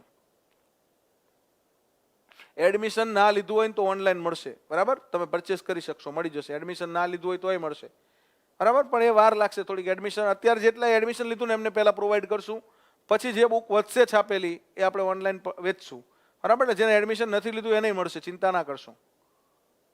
હા, હવે આ જ વુડરો વિલ્સન છે, આ એક પોલિટિકલ સાયન્સ વીકલીમાં પબ્લિશ થાય છે. જાહેર વહીવટનો આ તબક્કામાં જન્મ થઈ જાય છે. આ વુડરો વિલ્સન છે અમેરિકાના 28મા પ્રમુખ. કેટલામાં પ્રમુખ બને છે? અમેરિકન પ્રમુખ બને છે. 28માં અમેરિકન પ્રેસિડેન્ટ બને છે. બહુ જ સારો અમેરિકામાં વહીવટ કરે છે. અને આમના સમયમાં જ અમેરિકાની અંદર શું થાય છે તો કે ભાઈ આ તબક્કાની અંદર તમે વાત કરો તો આ તબક્કામાં એક યુદ્ધ થાય છે. વિશ્વની અંદર બહુ મોટું યુદ્ધ થાય છે. આ તબક્કામાં કયું યુદ્ધ થાય છે? 1887 થી 1926. એટલે એવું પૂછવામાં આવે કે જાહેર વહીવટના કયા તબક્કામાં પ્રથમ વિશ્વ યુદ્ધ થાય છે, બરાબર? તો જાહેર વહીવટના આ તબક્કામાં એક મોટું યુદ્ધ થાય છે. કયું યુદ્ધ થાય છે મને કોમેન્ટ કરજો. કઈ સાલમાં થાય છે? જાહેર વહીવટના આ તબક્કામાં એક યુદ્ધ થાય છે. એટલે એ તબક્કામાં અમેરિકાના પ્રમુખ કોણ હોય છે? તો આ યુદ્ધ વખતે અમેરિકાના પ્રમુખ હોય છે વુડરો વિલ્સન. અને એ વખતે એક પુસ્તક લખે છે વુડરો વિલ્સન, અને પુસ્તકનું નામ હોય છે why we are at war. કયું પુસ્તક લખે છે? આપણે શા માટે યુદ્ધ સુધી પહોંચી ગયા. આવું પુસ્તક કોણ લખે છે? તો આવું પુસ્તક લખે છે Woodrow Wilson, why we are at war. બરાબર છે? હા. કોંગ્રેશનલ ગવર્મેન્ટ ઇન અમેરિકા આવું પેલું પુસ્તક લખે છે. આ યુદ્ધ વખતે પુસ્તક લખે છે why we are at war. હા, 1914 થી 18 પ્રથમ વિશ્વયુદ્ધ 1914 ટુ 1918. 1914 થી 18 સમયે એના અમેરિકાની અંદર પ્રમુખ કોણ હોય છે? Woodrow Wilson. તો એમના સમયમાં યુદ્ધ થાય છે, એટલા માટે આ યુદ્ધનો વિરોધ કરે છે. અને 1920માં એક સંસ્થાની સ્થાપના કરે છે. 10 જાન્યુઆરી 1920ના એક સંસ્થાની સ્થાપના થઈ છે. કઈ સંસ્થાની સ્થાપના થાય છે?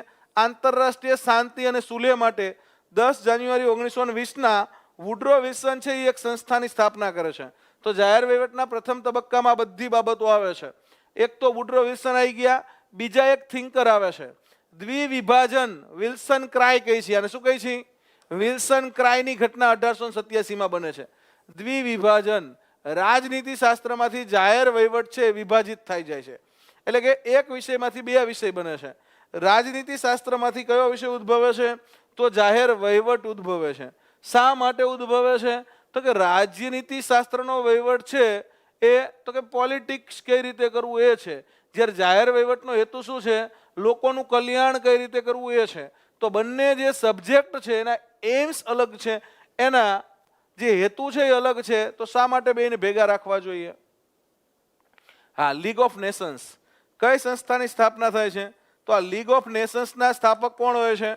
તો આ લીગ ઓફ નેશન્સના સ્થાપકે હોય છે વુડરો વિલ્સન. આ જ વુડરો વિલ્સનને તો કે ભાઈ જે તે વખતે નોબેલ પ્રાઇઝ, બરાબર, શાંતિ માટેનું નોબેલ પ્રાઇઝ પણ મળે છે આ વ્યક્તિને. એટલે નોબેલ પ્રાઇઝ વિજેતા આપણા થિંકર છે, જાહેર વહીવટના પિતા બને છે. પહેલા તબક્કાની અંદર કોનું યોગદાન છે? વુડરો વિલ્સનનું. શું યોગદાન છે? તો 1887માં જાહેર વહીવટ વિશેનો પ્રારંભ કરાવે છે. જાહેર વહીવટના એક બ્રોડ થિંકર હોય છે, બરાબર, જાહેર વહીવટના બૃહદ દ્રષ્ટિકોણમાં માનતા હોય છે. એવું કહેતા હોય છે કે બંધારણ બનાવવું સહેલું છે પણ અમલ કરાવવો અઘરો છે. કોણ આવું કહે છે? Woodrow Wilson. બંધારણ બનાવવું સહેલું છે પણ અમલ કરાવવો અઘરો છે. આ વિધાન કોનું છે? વુડરો વિલ્સનનું. બંધારણ બનાવવું સહેલું છે પણ અમલ કરાવવો અઘરો છે. બંધારણ બનાવવું સહેલું છે પણ અમલ કરાવવો અઘરો છે. આવું કોણ કહે છે? Woodrow Wilson. જાહેર વહીવટની અન્ય એક વ્યાખ્યા આપે છે કે જાહેર વહીવટ એટલે સરકારની તમામ વહીવટી કામગીરી, બરાબર, સરકારની તમામ વહીવટી કામગીરીને જાહેર વહીવટ તરીકે ઓળખાવે છે. શું કહે છે વુડરો વિલ્સન? સરકારની તમામ વહીવટી કામગીરી છે એનો સમાવેશ જાહેર વહીવટમાં થાય છે. તો આવા વુડરો વિલ્સનથી પહેલો તબક્કો. આ તબક્કામાં અન્ય થિંકર તરીકે આવે છે તો આ તબક્કાની અંદર અન્ય થિંકર તરીકે હેનરી ફેયોલ આવે છે. હેનરી ફેયોલ આ વ્યક્તિ ક્યાંના હોય છે મને કોમેન્ટ કરજો. હેનરી ફેયોલ ભાઈ કયા ગામના છે? અને આ વ્યક્તિને આપણે શું કહીએ છીએ? હેનરી ફેયોલને. હેનરી ફેયોલ છે એ પ્રથમ તબક્કામાં આવે છે. બરાબર. આ પ્રથમ તબક્કાની અંદર એક ત્રીજી વ્યક્તિ આવે છે. આ પ્રથમ તબક્કાની અંતે 1926માં એક પુસ્તક લઈને ત્રીજી વ્યક્તિ આવે છે. 1926માં એક પુસ્તક પબ્લિશ થાય છે જેને જાહેર વહીવટનું પ્રથમ પુસ્તક કહેવામાં આવે છે. તો એ કઈ વ્યક્તિ લખે છે? જાહેર વહીવટનું પ્રથમ પુસ્તક કયું માનવામાં આવે છે? અને આ જાહેર વહીવટના ફ્રાન્સના ક્યાંના હોય છે? હેનરી ફેયોલ ફ્રાન્સના હોય છે. ફ્રાન્સના. અને એને સંચાલનના પિતા, ફાધર ઓફ મેનેજમેન્ટ કહે છે. શું કહે છે? Father of MGMT, management short form MGMT, સંચાલનના પિતા. બરાબર. તો આ સંચાલનના પિતા જે છે, સંચાલનના પિતા, તો આ સંચાલનના પિતા છે આપણા હેનરી ફેયોલ આ તબક્કામાં. બરાબર. પ્રથમ તબક્કાની અંદર એમનું યોગદાન છે જાહેર વહીવટની અંદર. ફાધર ઓફ મેનેજમેન્ટ જેને કહીએ છીએ. બરાબર. તો સંચાલનના પિતા એ આવે છે. છેલ્લે 1926માં LD વ્હાઇટ. વેરી ગુડ ભૂમિકાબેન. કોણ આવે છે 1926માં? LD વ્હાઇટ આવે છે. LD White. આ વ્યક્તિ શું કરે છે? હા, તો 1926માં introduction to the study of public administration નામનું પુસ્તક લઈને આવે છે. બરાબર. જાહેર વહીવટનું પ્રથમ પુસ્તક. આ પ્રશ્ન પૂછાય છે. બરાબર. Introduction to the study of public administration. Introduction to the study of public administration પુસ્તક જાહેર વહીવટનું પ્રથમ પુસ્તક માનવામાં આવે છે. જાહેર વહીવટનું પ્રથમ પુસ્તક કોણ લખે છે? LD White. આ LD વ્હાઇટનું પ્રથમ પુસ્તક જાહેર વહીવટનું આ માનવામાં આવે છે. તો કે ભાઈ આ પહેલા તો ઘણા પુસ્તક લખાણા પણ એ કોઈ જાહેર વહીવટના સ્પેશિયલ નહોતા. જાહેર વહીવટનું સ્પેશિયલ પુસ્તક સૌપ્રથમ કોણે લખ્યું? તો LD વ્હાઇટે લખ્યું. ક્યારે લખ્યું? પ્રથમ તબક્કાને અંતે. પહેલા તબક્કાનો અંત ક્યારે આવ્યો? પહેલા તબક્કાનો અંત આવ્યો 1926માં. પહેલા તબક્કાની શરૂઆત ક્યારે થઈ? તો પહેલા તબક્કાની શરૂઆત થઈ 1887માં. બરાબર. પહેલા તબક્કાની શરૂઆત કોણે કરી? તો વુડરો વિલ્સને. અંત કોણે કર્યો? LD વ્હાઇટે. કયા પુસ્તકથી અંત આવ્યો? તો introduction to the study of public administration. કોનું પુસ્તક છે? તો introduction to the study of public administration પુસ્તક છે LD વ્હાઇટનું છે. ક્યારે લખાણું? 1926માં. બરાબર. બીજી બધી વાત તમને આગળ કરીશ. વુડરો વિલ્સનની બહુ બધી વાતો છે. બરાબર. પણ અત્યારે બહુ બધી વાતો કરવા રહી તો આપણો જાહેર વહીવટની વાર્તા પૂરી ના થાય. બરાબર. આમાં તો તમને જેટલું ભણાવી એટલું ઓછું છે. છતાંય હું તમને આજે ભણાવું છું એ આટલી તૈયારી કરેલી હશે તો તમે GPSC સુધીની પરીક્ષામાં ક્યાંય પાછા પડશો નહીં. એટલે કે અત્યારે જે કંઈ વાત કરું છું ને એમાં GPSC સુધીની વાત આવી જાય છે. બરાબર. એટલે ક્લાસ 3ની અંદર તો આ મોર ધેન ઇનફ છે. એટલે કે ઇનફ કરતાંય વધારે છે. More than enough. બરાબર. એટલે ક્લાસ 3ની પરીક્ષાની અંદર તો આટલું આવડતું હોય એટલે તમારે જરાય ચિંતા કરવાની રહે નહીં. તો જાહેર વહીવટની વાર્તાનો આપણો પહેલો તબક્કો પૂરો થયો. શું વાત આવી પહેલા તબક્કામાં? તો કે ભાઈ જાહેર વહીવટનો જન્મ થઈ ગયો પહેલા તબક્કામાં. 1887માં જન્મ થયો. બરાબર. એના પિતા કોણ બન્યું? તો વુડરો વિલ્સન. માતા કોણ બન્યું? તો રાજનીતિ શાસ્ત્ર. બરાબર. આ જ દિવસે તો કે ભાઈ દ્વિવિભાજનનો સિદ્ધાંત મળ્યો. એટલે કે રાજનીતિ શાસ્ત્રમાંથી જાહેર વહીવટ અલગ વિષય થયો. કયા લેખથી થયો? તો the study of public administration લેખ. જાહેર વહીવટ એક અભ્યાસ. આ લેખથી જાહેર વહીવટનો જન્મ થયો. બરાબર. આ જાહેર વહીવટનો જન્મ થઈ ગયો એટલે તો કે ભાઈ પછી જાહેર વહીવટ જે છે એનો વિષય તરીકે પ્રારંભ થયો. એક સબ્જેક્ટ તરીકે પ્રારંભ ક્યારે થયો? RCPS તમને કહું. બરાબર. Right of citizens to public services એવું નામ છે. આપણે ત્યાં ગુજરાતમાં ચાલુ છે. બરાબર. Right of citizens to public services એવો એ પછી તમને આગળ ભણવામાં આવશે જ. બરાબર. બધું તમને ભણાવવાનું છે. હા. સંચાલન માટે POCCC આપે છે આ તબક્કામાં. બરાબર. સંચાલન માટે હેનરી ફેયોલ એક સિદ્ધાંત આપે છે POCCC. આ સિવાય હેનરી ફેયોલ છે યુનિટી ઓફ કમાન્ડ. પણ એ બધી આગળ વાત કરીશ તમને. બરાબર. આ તબક્કાની અંદર સંચાલન માટે unity of command, unity of direction, gang Planck concept. પણ આ બધું GPSC કરતા અઘરા લેવલનું છે. એટલે એ બધી આપણે જરૂર નથી. એટલે આપણે કરાવતા નથી. તમને જે જરૂર છે એ ખાસ કરાવીશ. બરાબર. એટલે બીજો તબક્કામાં હવે આપણે જવું છે. હેનરી ફેયોલ સંચાલનના પિતા શું કામ કહે છે? તો કે એક કુશળ સંચાલન કરતા હતા. પોતાની કંપની ચલાવતા અને કંપનીની અંદર કારીગરો પાસે સારું કામ કરાવવું હોય તો કઈ રીતે કરાવી શકાય? તો કે ભાઈ એક વ્યક્તિ પર એક જ અધિકારી હોય, એક વ્યક્તિ પર એકથી જાજા અધિકારી હોય તો શું થાય? દાખલા તરીકે તમે કોઈ જગ્યાએ નોકરીએ લાગ્યા અને તમારી ઉપર 5 જણા હોય, દાખલા તરીકે તમે તલાટી કમ મંત્રી છો. હવે તલાટી કમ મંત્રીને કેટલા ધણી કઈ નક્કી જ નહીં, બરાબર? તલાટી કમ મંત્રીને ટીડીઓ આવે ને તો અલગ સૂચના આપે, મામલતદાર આવે તો અલગ સૂચના આવે, પછી સર્કલ ઇન્સ્પેક્ટર આવે તો અલગ સૂચના આપે, કોઈ વાર પ્રાંત અધિકારી આવે તો અલગ સૂચના આપે, સરપંચ કંઈક અલગ કે. એટલે કંઈક કાર્યક્રમ કરવો હોય તલાટીને એટલી બધી સૂચના મળે એટલે તલાટીને શું થાય? કોઈ પણ કામગીરી શ્રેષ્ઠ કરવી હોય તો એક વ્યક્તિ પર કેટલા અધિકારી જોઈએ? એક વ્યક્તિ પર એક જ અધિકારીનો સિદ્ધાંત હેનરી ફેવલ આપે છે. એક વ્યક્તિ પર એક જ અધિકારી હોય ને તો કામગીરી સારી રીતે કરી શકાય. કોણ કહે છે એવું? તો એવું કહે છે હેનરી ફેવલ. એક વ્યક્તિ પર એક જ અધિકારી, બરાબર? હા, તલાટી છે તો એવું થાય, બરાબર? તલાટીને કેવું હોય તો બધા અલગ અલગ સૂચના આપે એટલે બિચારો કન્ફ્યુઝ થઈ જાય. ખરેખર એક વ્યક્તિને સૂચના આપવા વાળું યુનિટી ઓફ ડિરેક્શન હોવું જોઈએ. એક વ્યક્તિને ડિરેક્શન કોણ આપે? તો એક જ વ્યક્તિ આપે. તો unity of direction, unity of command. Command એટલે કે એક વ્યક્તિને આદેશ કોણ આપે? તો એક વ્યક્તિને એક જ જણો આદેશ આપે. તમે કોમ્પ્યુટરને 5 જણા ભેગા સ્વિચો દબાવો તો શું થાય? આ તો માણસ છે, કોમ્પ્યુટરને તમે 3 સ્વિચો ભેગી દબાવો ને, દાખલા તરીકે છોકરાઓ રમતા હોય કોમ્પ્યુટરમાં, એટલે બધા એક માઉસ મંતરતો હોય, એક કીબોર્ડ મંતરતો હોય, બધાય ભેગી સ્વિચો દબાવે એટલે કોમ્પ્યુટર એમ કે વોટ ઇઝ ધીસ? તમે આ મારી યાર શું કરવા માંગો છો? તો માણા તો થાકી જાય કે નહીં? એક વ્યક્તિ ઉપર બહુ બધા અધિકારી હોય તો શું થાય? બરાબર? તો તકલીફ થાય. તો આવ્યો સિદ્ધાંત છે ફ્રાન્સની અંદરથી આ લઈ આવે છે. કોણ લઈ આવે છે? હેનરી ફેવલ. બરાબર? તો એટલા માટે એને આપણે ફાધર ઓફ મેનેજમેન્ટ કહીએ છીએ. આરસીપીએસ નો મિનિંગ કીધો તમને ભાઈ Rajubhai. Right of citizens to public services, એને આરસીપીએસ કહેવાય. આખો કાયદો તમને આગળ ભણાવીશું, બરાબર? અત્યારે આરસીપીએસ ની વાર્તા નહીં કરું પણ આખો કાયદો તમને ભણાવીશ. આદેશ ના માને તો સસ્પેન્ડ કરે ખરા, એવું સસ્પેન્ડ તો કંઈ તરત કોઈ કરતું નથી એટલે બહુ ચિંતા નહીં કરવાની, બરાબર? પણ આપણે એમ કહીજો, હવે તલાટી આદેશ ના માન્યો, કોનો ના માન્યો? તો કે ભાઈ તલાટી સરપંચનું ના માન્યો. સરપંચ એમ કે કેમ આમ ના કરેલું? સરપંચ એમ કે મને સર્કલ ઇન્સ્પેક્ટરે આવું કીધું એટલે તમારું કીધું ના કર્યું. સર્કલ ઇન્સ્પેક્ટર એમ કે કેમ મારો આદેશ ના માન્યા? તો સર્કલ ઇન્સ્પેક્ટર ને એવું કે મને ટીડીઓ સાહેબે આવું કીધું હતું, ટીડીઓએ કીધું એટલે તમારો આદેશ ના માન્યો. ટીડીઓ એમ કે કેમ મારો આદેશ ના માન્યા? તો ટીડીઓ ને એવું કે મને તો મામલતદાર સાહેબે આવું કીધું હતું એટલે તમારો ના માન્યા. મામલતદાર એમ કે કેમ મારો આદેશ ના માન્યા? તો મામલતદાર ને એવું કે મને તો પ્રાંત અધિકારી આવી સૂચના આપી હતી.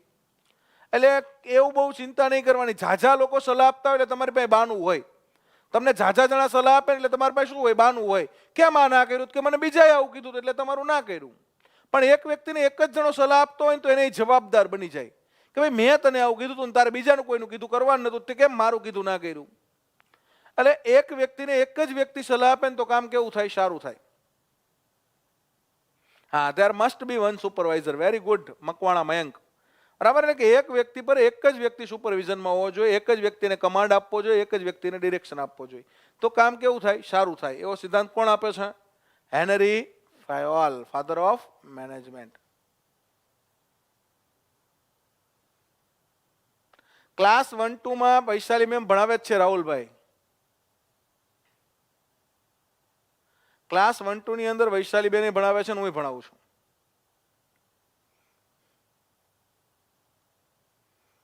ચાલો, તો હવે તમને આઈડિયા આવી ગયો છે હેનરી ફેવલ શું કહેવા માંગતા હતા. હવે આ પહેલા તબક્કાને અંતે એક છેલ્લે એન્ટ્રી આવે છે એલડી વ્હાઇટની. છેલ્લે પહેલા તબક્કાને અંતે કોણ એન્ટ્રી મારે છે? તો છેલ્લે એન્ટ્રીમાં એક ગેંગ પ્લેંગ કન્સેપ્ટ છે મહત્વનો, પણ એ અત્યારે તમને લાગુ પડતો નથી એટલે બહુ સમજાવતો નથી. આપણે પાછા અલગ અલગ થિંકરે ભણવાના છે, બરાબર? એટલે એ વખતે આવી જશે. ગેંગ પ્લેંગ કન્સેપ્ટ કામગીરીને ઝડપથી કરવા માટે ગેંગ પ્લેંગ કન્સેપ્ટ આપે છે હેનરી ફેવલ. કોન્સ્ટેબલમાં ઉપયોગી નથી અનિરુદ્ધસિંહ, બરાબર? સોરી, આજે કોન્સ્ટેબલ મિત્રોને કંઈ જરૂરી નથી, છતાંય તમને ઈચ્છા હોય જોવાનું. બાકી કોન્સ્ટેબલમાં આનો પ્રશ્ન પૂછાશે નહીં એટલે ચિંતા કરશો નહીં.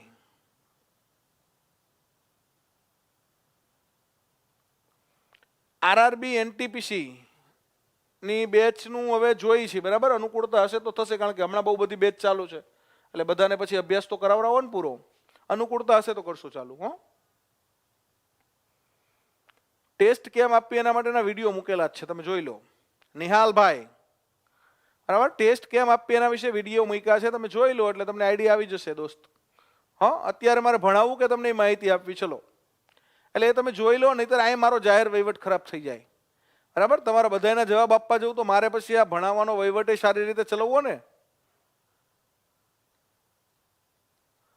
હા, એફજે ગુડનાવ પણ આવશે. Very good જયપ્રકાશભાઈ. જો હવે આ તબક્કાની અંદર વુડરો વિલ્સનના એક શિષ્ય આવે છે. વુડરો વિલ્સન નામ તો મહત્વના ઘણા બધા શિષ્યો છે, પણ એમાં બે ભાઈ હતા, એફજે ગુડનાવ અને સીજે ગુડનાવ. એફજે ગુડનાવ અને સીજે ગુડનાવ. એફજે ગુડનાવ અને બીજા હતા સીજે ગુડનાવ. બરાબર, આ બંને વ્યક્તિ જે છે એ પહેલા તબક્કામાં આવશે. આને આપણે કહીએ છીએ ફ્રેન્ક જે ગુડનાવ. કોના શિષ્ય હોય છે? વુડરો વિલ્સનના શિષ્ય હોય છે. આ વ્યક્તિ પણ એ ભણતા હોય છે અને આ વ્યક્તિ જોરદાર જાહેર વહીવટમાં કામ કરે છે. એફજે ગુડનાવ એક પુસ્તક લખે છે પ્રથમ તબક્કામાં. કયું પુસ્તક લખે છે એફજે ગુડનાવ? મને કોમેન્ટ કરજો. ફ્રેન્ક જે ગુડનાવ કયું પુસ્તક લખે છે જાહેર વહીવટ માટે? પીએસઆઈ એએસઆઈ બેચમાં લેક્ચર નથી, આજે રજા છે. ભાવેશભાઈ, પીએસઆઈ એએસઆઈ બેચમાં જાહેર વહીવટ નથી આવતું ને એટલા માટે આજે લાઈવ નથી તેમાં.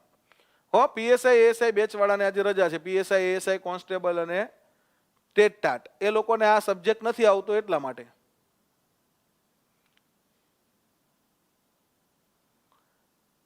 કન્ફ્યુઝન સોલ્વ કરાવી દઉં કિશોરભાઈ. આરટીઆઈ ગુજરાતમાં અમલ ક્યારે થયું? તો 2005માં જ થયું. બરાબર, આરટીઆઈ આખા ભારતમાં 2005માં થયું, જમ્મુ કાશ્મીરને બાદ કરતા. એટલે ગુજરાતમાં 2005માં અમલી તો થઈ જ ગયું, પણ ગુજરાત સરકારે નિયમો ક્યારે બનાવ્યા? તો ગુજરાત સરકારે આરટીઆઈના નવા નિયમો 2010માં બનાવ્યા. બરાબર, 22 માર્ચ 2010.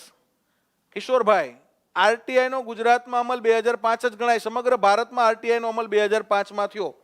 બરાબર, 2005માં સમગ્ર ભારતમાં અમલ થઈ ગયો, પણ આરટીઆઈ એક્ટનો અમલ થયો. પછી આરટીઆઈ એક્ટ અને આરટીઆઈ રૂલ્સ બને.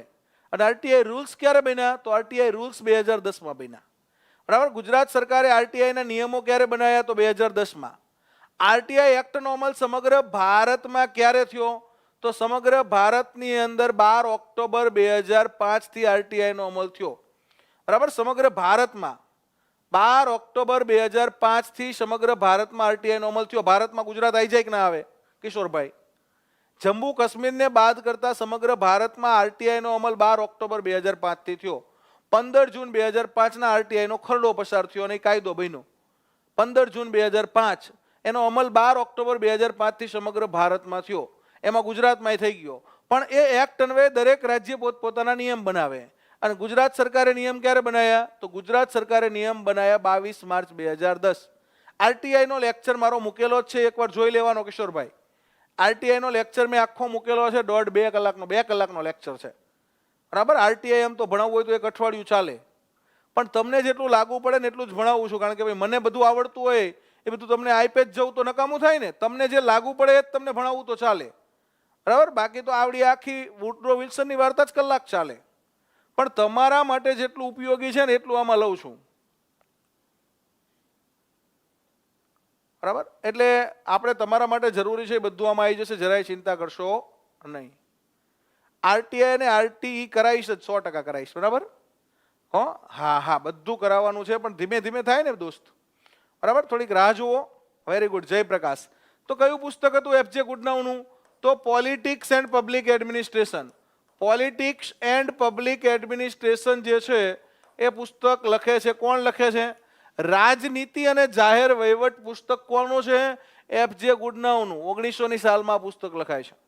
રાજનીતિ અને જાહેર વહીવટ એટલે કે પ્રથમ તબક્કાની અંદર એક પુસ્તક મહત્વનું મળે છે આપણને, પોલિટિક્સ એન્ડ પબ્લિક એડમિનિસ્ટ્રેશન, અને બીજું પુસ્તક 1926માં જાહેર વહીવટનું પહેલું પુસ્તક કહેવાય. આ સિવાય વુડરો વિલ્સનના પુસ્તક, બરાબર, congressional government in America, why we are at war, constitutional government in USA, આ બધા, પછી ધ સ્ટેટ, આવા બધા પુસ્તક વુડરો વિલ્સને લખે છે. પણ એ આપણે જ્યારે વુડરો વિલ્સન ભણીએ ને ત્યારે એના પુસ્તકની ચિંતા કરશું. બરાબર છે? હા, તો હવે આગળ વધીએ મિત્રો.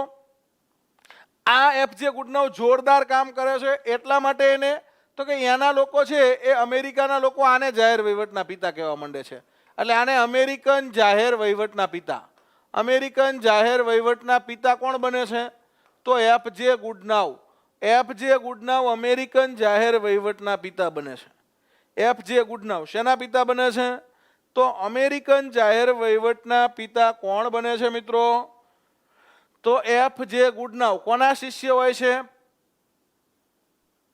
હા, ફ્રેન્ક જે ગુડનાવ વુડરો વિલ્સનના શિષ્ય હોય છે.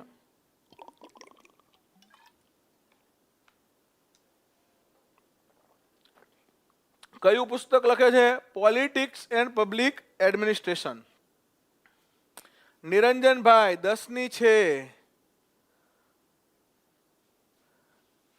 હા 10 ના છે ને એને નિયમ કહેવાય.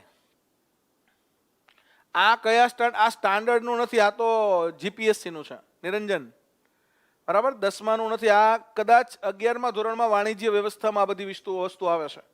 જે લોકોએ 11મા ધોરણની અંદર વાણિજ્ય વ્યવસ્થા વિષય રાખ્યો છે, બરાબર, તો એ લોકોને આ વિષય આવે, એટલે કે આ બધું ભણવામાં આવતું હશે, આઈ થિંક.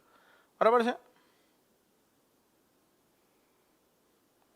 હા, વેરી ગુડ જતીનભાઈ. બરાબર, આરટીઈ એક્ટ 2005, આરટીઆઈ એક્ટ 2005 ની સેક્શન 27 અન્વયે રાજ્ય સરકારને નિયમ બનાવવાની સત્તા છે, અને રાજ્ય સરકારે 2010માં નિયમ બનાવ્યા.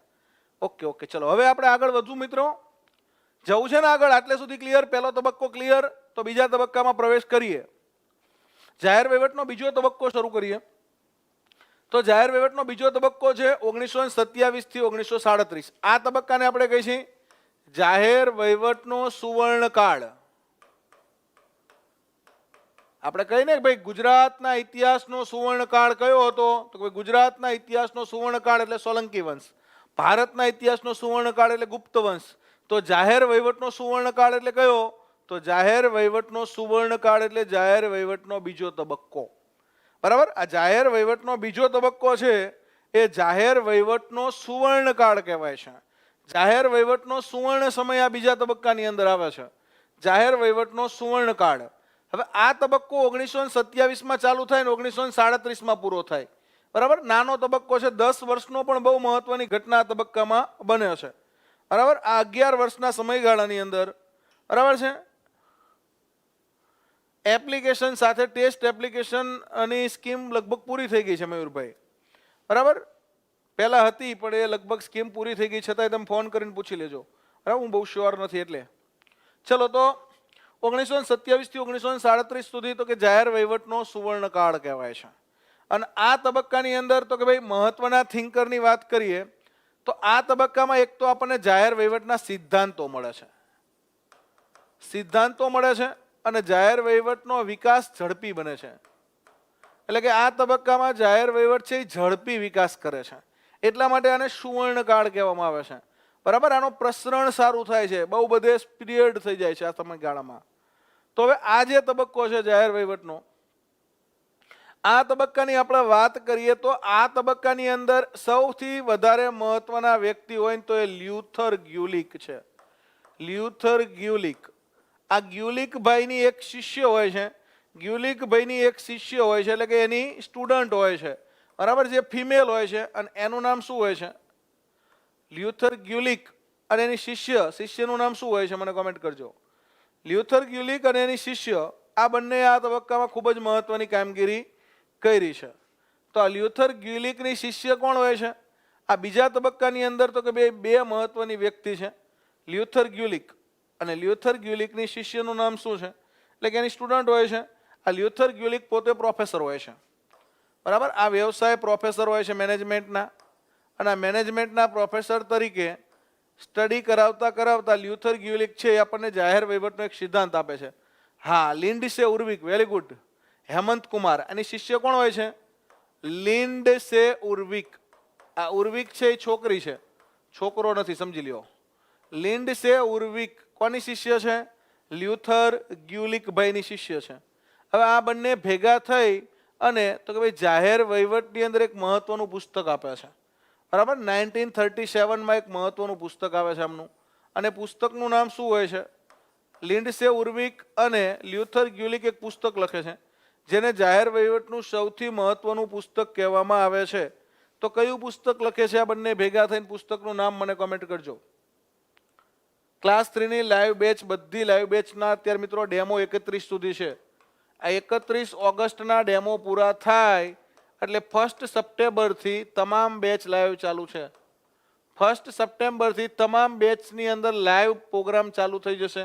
ભણવાનો તમારો લાઈવ લેક્ચર શરૂ થઈ જશે 1 સપ્ટેમ્બર યાદ રાખજો 31 ઓગસ્ટ સુધી ડેમો છે 30-31 આપણે જ્ઞાન યજ્ઞ 2 રાખ્યો છે ડેમોમાં તો કે બધાય સબ્જેક્ટના તમને ફેકલ્ટી જોવા મળી જાય કયા વિષયમાં કેવું ભણાવે છે એ ખબર પડી જાય કેવી રેગ્યુલારિટી છે એ ખબર પડી જાય કેવું મટીરિયલ્સ છે એ ખબર પડી જાય કેવું કન્ટેન્ટ છે બરાબર બરાબર અમે કઈ એના કરતાં તમે જ એકવાર જોઈ લો તમને ખબર પડી જાય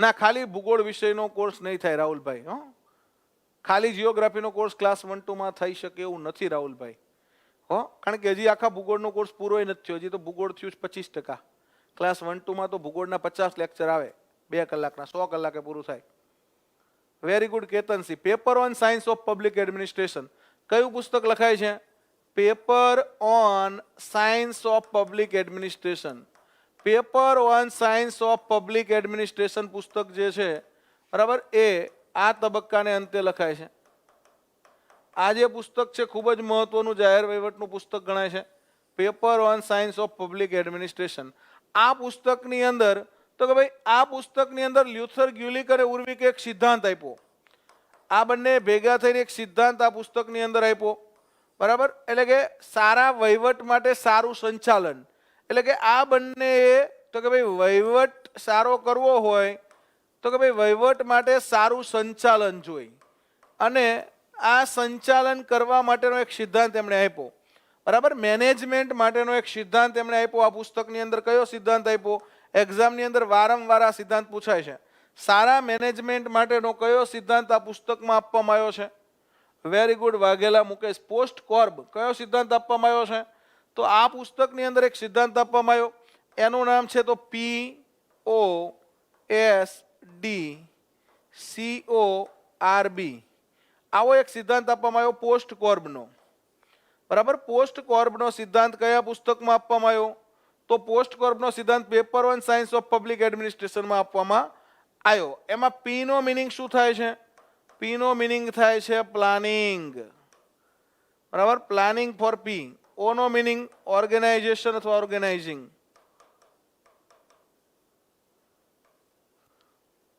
ત્યાર પછી S નો મીનિંગ થાય છે સ્ટાફિંગ ત્યાર પછી તો કે D નો મીનિંગ થાય છે ડાયરેક્ટિંગ CO નો મીનિંગ થાય છે કોઓર્ડિનેટિંગ બહુ મહત્વનું છે આ કોઓર્ડિનેટિંગ બરાબર CO કોઓર્ડિનેટિંગ કોઓર્ડિનેશન R નો મીનિંગ થાય છે રિપોર્ટિંગ રિપોર્ટિંગ અને B નો મીનિંગ થાય છે બજેટિંગ આ રીતે આખો પોસ્ટ કોર્બનો સિદ્ધાંત કોણ આપે છે તો લ્યુથર ગ્યુલિક અને લિન્ડસે ઉર્વિક બંને ભેગા થઈને આપે છે આમાં 80% પ્રદાન લ્યુથર ગ્યુલિકનું હોય છે અને 20% એને મદદ લિન્ડસે ઉર્વિક કરે છે આ બંને ભેગા થઈને આ સિદ્ધાંત આપે છે પોસ્ટ કોર્બ બરાબર POSDCORB પોસ્ટ કોર્બનો સિદ્ધાંત બરાબર પોસ્ટ કોર્બનો સિદ્ધાંત કોણ આપે છે તો લ્યુથર ગ્યુલિક અને લિન્ડસે ઉર્વિક હવે આ પોસ્ટ કોર્બનો જે સિદ્ધાંત છે વેરી ગુડ ઉત્પલભાઈ બરાબર તો આ પોસ્ટ કોર્બનો સિદ્ધાંત એક્ઝામમાં વારંવાર પૂછાય છે પ્લાનિંગ એટલે આયોજન કોઈ પણ વસ્તુની શરૂઆત કરવી હોય તો શું કરવું પડે પ્લાનિંગ એટલા માટે પ્લાનિંગને શું કીધું છે આ પ્લાનિંગને તો કે ભાઈ સંચાલનનું અથવા વહીવટનું સંચાલનનું મગજ કીધું છે મગજ સંચાલનનું અથવા વહીવટનું શું છે પ્લાનિંગ તો કે મગજ છે સંચાલન અથવા વહીવટ શરૂ કરવો હોય તો પ્લાનિંગ કરવું પડે બરાબર છે હા પ્લાનિંગ ને સંચાલનનું શું કીધું છે તો સંચાલનનું મગજ કહેવામાં આવ્યું છે પ્લાનિંગને ત્યાર પછી વાત કરીએ ઓર્ગેનાઇઝિંગ એટલે કે વ્યવસ્થા તંત્ર ગોઠવવું કોઈ પણ કામ કરવું હોય તો એના માટેનું યોગ્ય વ્યવસ્થા તંત્ર ગોઠવવું પડે હવે આ વ્યવસ્થા તંત્રની ગોઠવણીને શું કહેવાય તો આને શરીર કહે છે વહીવટનું શરીર અથવા સંચાલન બરાબર છે નું શરીર છે આના ઉપર સંચાલન આગળ વધે એનું શરીર છે એનું બોડી છે ત્યાર પછી સ્ટાફિંગ એટલે કર્મચારી ગણ. કર્મચારી ગણ ફાળવવો. કર્મચારી ગણ વિના તો કામ થવાનું જ નથી. કેવો કર્મચારી ગણ? તો કે કુશળ, તજજ્ઞ, ટ્રેન કર્મચારી ગણ ફાળવવાનો. સારું કામ કરવું હોય તો કર્મચારી ગણ કેવો જોઈએ? તો ટ્રેન જોઈ. સારામાં સારી કર્મચારી ગણ ફાળવવો. તો આ કર્મચારી ગણ ફાળવવો એને શું કહેવાય? તો એને આપણે કહીએ છીએ આ હાથ પગ છે. સંચાલનના હાથ પગ કહેવાય છે. બરાબર? કુશળ કર્મચારી ગણ છે એ સંચાલનના હાથ પગ છે. મગજ કોણે કીધું છે? મગજ મેરી પાર્કર ફોલેટે કીધું છે.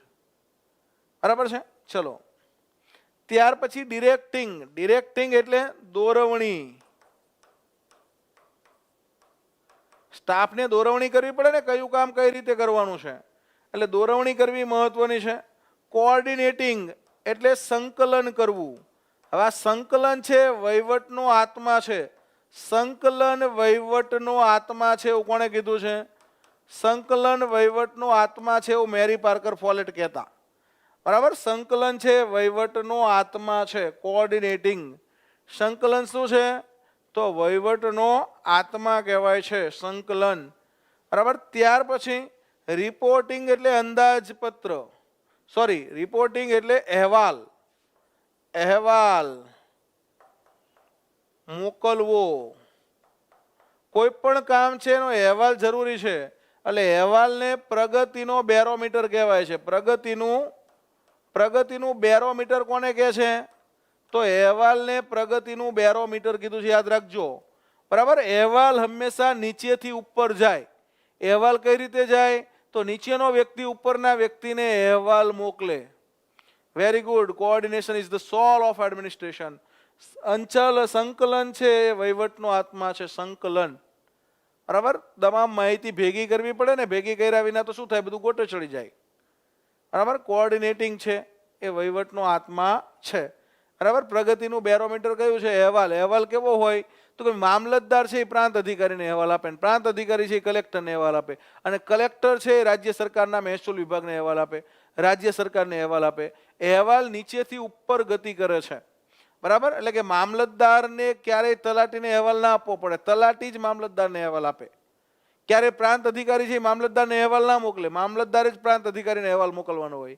નીચેના હોદ્દાવાળાએ ઉપરના હોદ્દાના અધિકારીને અહેવાલ લખીને મોકલવાનો હોય. સમજી લેજો. અહેવાલ કેવો છે? તો નીચેથી ઉપર ગતિ કરે છે.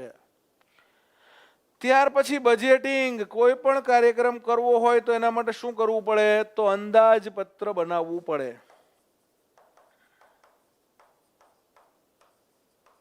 બરાબર ને? આપણે ત્યાં કેવું હોય, ગુજરાતીઓ રહ્યા ને, હા આમ કરી નાખીને, તેમ કરી નાખીને, ફલાણું કરી નાખીને, ઢોકળું કરી નાખી. પણ કંઈ પણ કરવું હોય એના માટે બજેટ જોઈએ. આરંભે સુરા. હા આપણે આજથી તો ચાલુ જ કરી દેવું. હવે તો ડીવાયએસઓ જ પાડી દેવી છે. હવે મથવું જ નથી બીજી પરીક્ષામાં. અરે આ વખતે પીઆઈ જ પાડી દેવી. આરંભે સુરા. પણ કાંઈ પણ કરીએ ને તો એના માટેનું આખો પોસ્ટ કોર્પ પ્રમાણેની વ્યવસ્થા કરવી પડે. બરાબર છે? આપણે કાંઈ પણ કામ કરવું હોય તો એના માટે સરકાર જે આ નિયમ છે એ પ્રમાણે, તો કે ભાઈ આપણે અંદાજ પહેલા કે ભાઈ આપણે કેટલો ટાઈમ ભણી શકશું, કેટલો ટાઈમ નોકરીએ નહીં જઈ તો ચાલશે, ઘરે પરિસ્થિતિ કેવી છે, બધું જોવું પડે ને. બરાબર છે? ચાલો, હા શક્તિસિંહ આવી ગયા છે બાપુ. ગુડ મોર્નિંગ બાપુ. બરાબર છે? ચલો, તો આપણો આજનો લેક્ચર છે એની અંદર આપણે આ બીજો તબક્કો જોયો. પહેલો તબક્કો ક્યારે જોયો? 1887 થી 1926. પહેલા તબક્કામાં શું થયું? તો પહેલા તબક્કામાં જાહેર વહીવટનો જન્મ થયો. પહેલા તબક્કામાં શું થયું? જાહેર વહીવટનો જન્મ થયો અને જાહેર વહીવટ મોટો થયો. એની અંદર કોનું કોનું યોગદાન હતું? વુડરો વિલ્સન, એફ.જે. ગુડનાવ, સી.જે. ગુડનાવ, હેનરી ફેવલ, એલ.ડી. વ્હાઇટ જેવા મહત્વના થિંકરોએ પહેલા તબક્કામાં આપણને મહત્વનું યોગદાન જાહેર વહીવટમાં આપ્યું. બીજો તબક્કો, તો કે ભાઈ બીજો તબક્કો જે છે એની અંદર 1927 થી 1937 જાહેર વહીવટનો સુવર્ણકાળ જે કહેવાય છે, આ બીજો તબક્કો કહેવાય. એટલે આવો પ્રશ્ન તમને તો વન લાઇનર જ પૂછે. બરાબર? જાહેર વહીવટનો સુવર્ણકાળ કયો? તો બીજો તબક્કો 1927 થી 1937.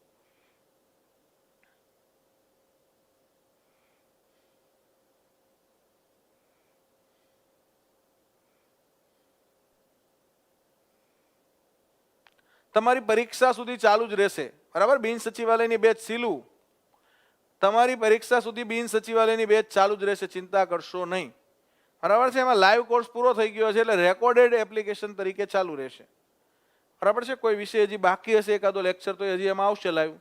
બાકી બિન સચિવાલયની બેચ તમારી પરીક્ષા સુધી ચાલુ રહેશે. 1111માં લીધી હોય એને રહેશે, 1500માં લીધી હોય એને રહેશે. બરાબર. ઘણા 1111માં એક વર્ષ પહેલા લીધી છે, હજી ચાલુ જ છે એમને. બરાબર. એટલે કે આપણે મિત્રો એમને પરીક્ષા સુધી કીધું હતું એટલે પછી એમાં પરીક્ષા સુધી એ ચાલુ જ રહે. બરાબર. પરીક્ષા મોડી આવે, 6 મહિના મોડી આવે, 12 મહિના મોડી આવે, તમારી બેચ ચાલુ રહેશે.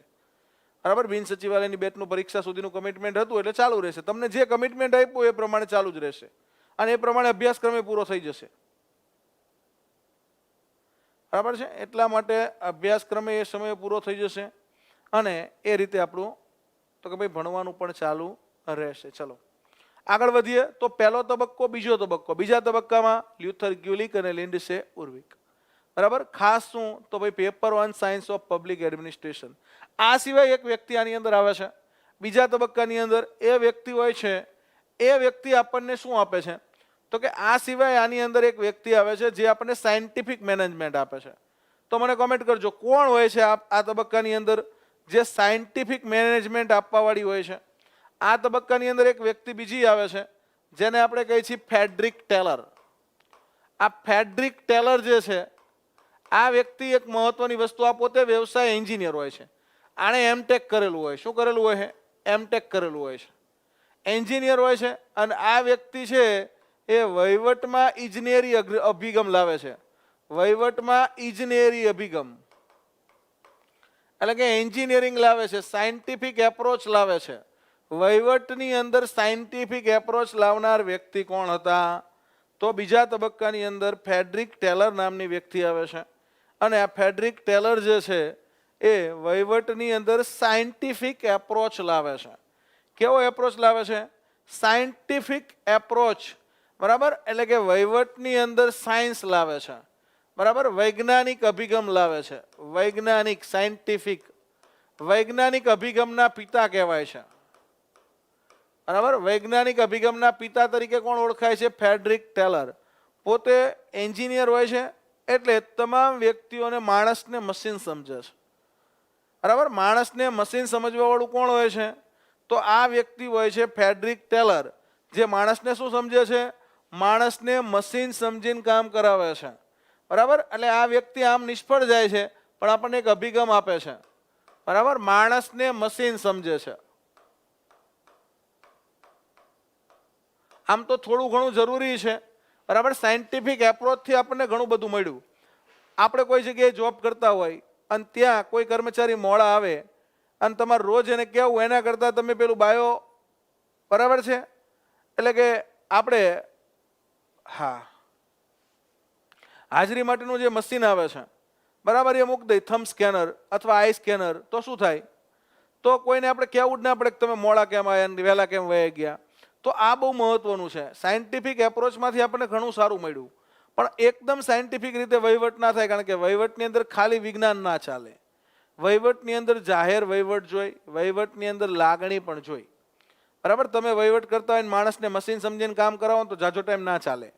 તમારે માણસને એનો પૂછવું પડે કે ભાઈ કેમ છો, મજામાં છો, કોઈ તકલીફ ખરી? બરાબર. તમે કોઈ પણ જગ્યાએ ભવિષ્યમાં નોકરીએ જાઓ, આજ નહીં તો કાલ તમે ભવિષ્યમાં સરકારી અધિકારી બનશો એવો અમને વિશ્વાસ છે. તમે ભવિષ્યમાં સરકારી અધિકારી બનીને કોઈ પણ જગ્યાએ જાઓ ને તો શું કરવાનું? તો તમારે તમારા સ્ટાફમાં પટ્ટાવાળા છે, ક્લર્ક છે, તમારી નીચે હોય તો એને બોલાવવાના. બરાબર. એવું નહીં કે ભાઈ આપણે કોઈને બોલાવવાના જ નહીં ને એકલા સાહેબ છે ને સાહેબની જેમ વયું જવાનું ચેમ્બરમાં, બેસી જવાનું ને આવતા રહેવાનું, એવું નહીં. કેમ છો કાકા, મજામાં? સારું છે ને? કોઈ તકલીફ બકલીફ નહીં ને? તબિયત પાણી કેવા છે? આનંદમાં ને? આવું પૂછવાનું. બરાબર. અને કંઈ તકલીફ હોય તો તમે શું કરી લેવાના? તમે ડૉક્ટર છો પણ તમે પૂછો ને તો ઓલાને રાહત થાય કે ના, મને મારા બેટું સાહેબ પૂછે રોજ. પટ્ટાવાળાને સાહેબ બોલાવે એટલે પટ્ટાવાળાને કેવું લાગે? મોટા સાહેબ આપણને રોજ બોલાવીને જાય છે. એટલે આને આવો અભિગમે રાખવાનો, ખાલી વિજ્ઞાન નહીં. બરાબર. વહીવટમાં ખાલી વિજ્ઞાન ચાલે નહીં, વહીવટની અંદર લાગણી. એટલા માટે જ આપણે એક નવો અભિગમ આવ્યો. બરાબર. અધિકારીઓ પહેલા કેવા આવતા? તો ખાલી હોશિયાર હોય ને એ જ આવતા. પણ હવે તો કેવા અધિકારી જોઈ છે? ખાલી ઈઆઈ વાળા નહીં. બરાબર. પહેલા અધિકારીની અંદર કેવું હતું?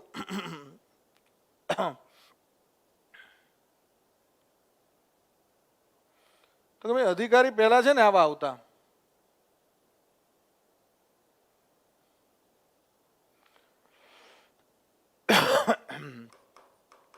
અધિકારીનું પહેલા ખાલી છે ને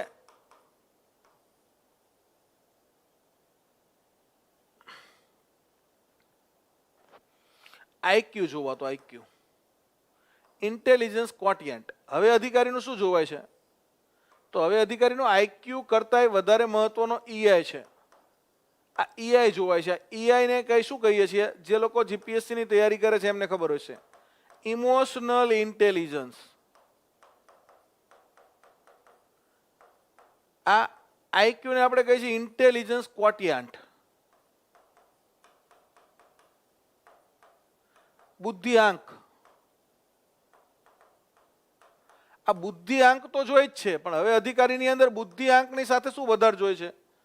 તો કે બુદ્ધિ તો જોઈ જ તે, પણ બુદ્ધિ કરતા વધારે શું જરૂરી છે? તો કે ભાઈ પ્રેક્ટિકલ કેટલો અધિકારી પ્રેક્ટિકલ છે, કેટલું એનું ઇમોશનલ ઇન્ટેલિજન્સ છે. આને આપણે કહીએ છીએ ભાવનાત્મક બુદ્ધિમત્તા. એટલે હવે ભાવનાત્મક બુદ્ધિમત્તાનું મહત્વ વધારે છે. ભાવનાત્મક બુદ્ધિમત્તાનો સિદ્ધાંત કોણે આપ્યો? ઇમોશનલ ઇન્ટેલિજન્સનો સિદ્ધાંત કોણે આપ્યો? મને કોમેન્ટ કરજો. આ ઇમોશનલ ઇન્ટેલિજન્સ એટલે શું? તો કે ભાઈ લોકોની લાગણી સમજવાની. મને બહુ સરસ કામ આવડે છે, પણ મને આવડે છે, બીજા પાસે કેવી રીતે કામ કરાવવું? તમે અધિકારી થાવ એટલે તમને કામ આવડે, મને કામ આવડે ને, તમને આવડે નહીં, તમારા બુદ્ધિથી આવડે, પણ બીજા પાસે કરાવવાનું નિશાનાથી કરાવવાનું છે, ઈઆઈથી. તમારે અધિકારી તરીકે બીજા પાસેથી કામ કરાવવાનું છે. તમારે પોતે નથી બેસી જવાનું, લાવો હું ટાઈપિંગ કરવા માંડો, લાવો હું લેટર છાપવા માંડો, લાવો હું. એટલે અધિકારી તરીકે તમારે સહી જ કરવાની હોય, તમારે બધું એ નથી કરવાનું.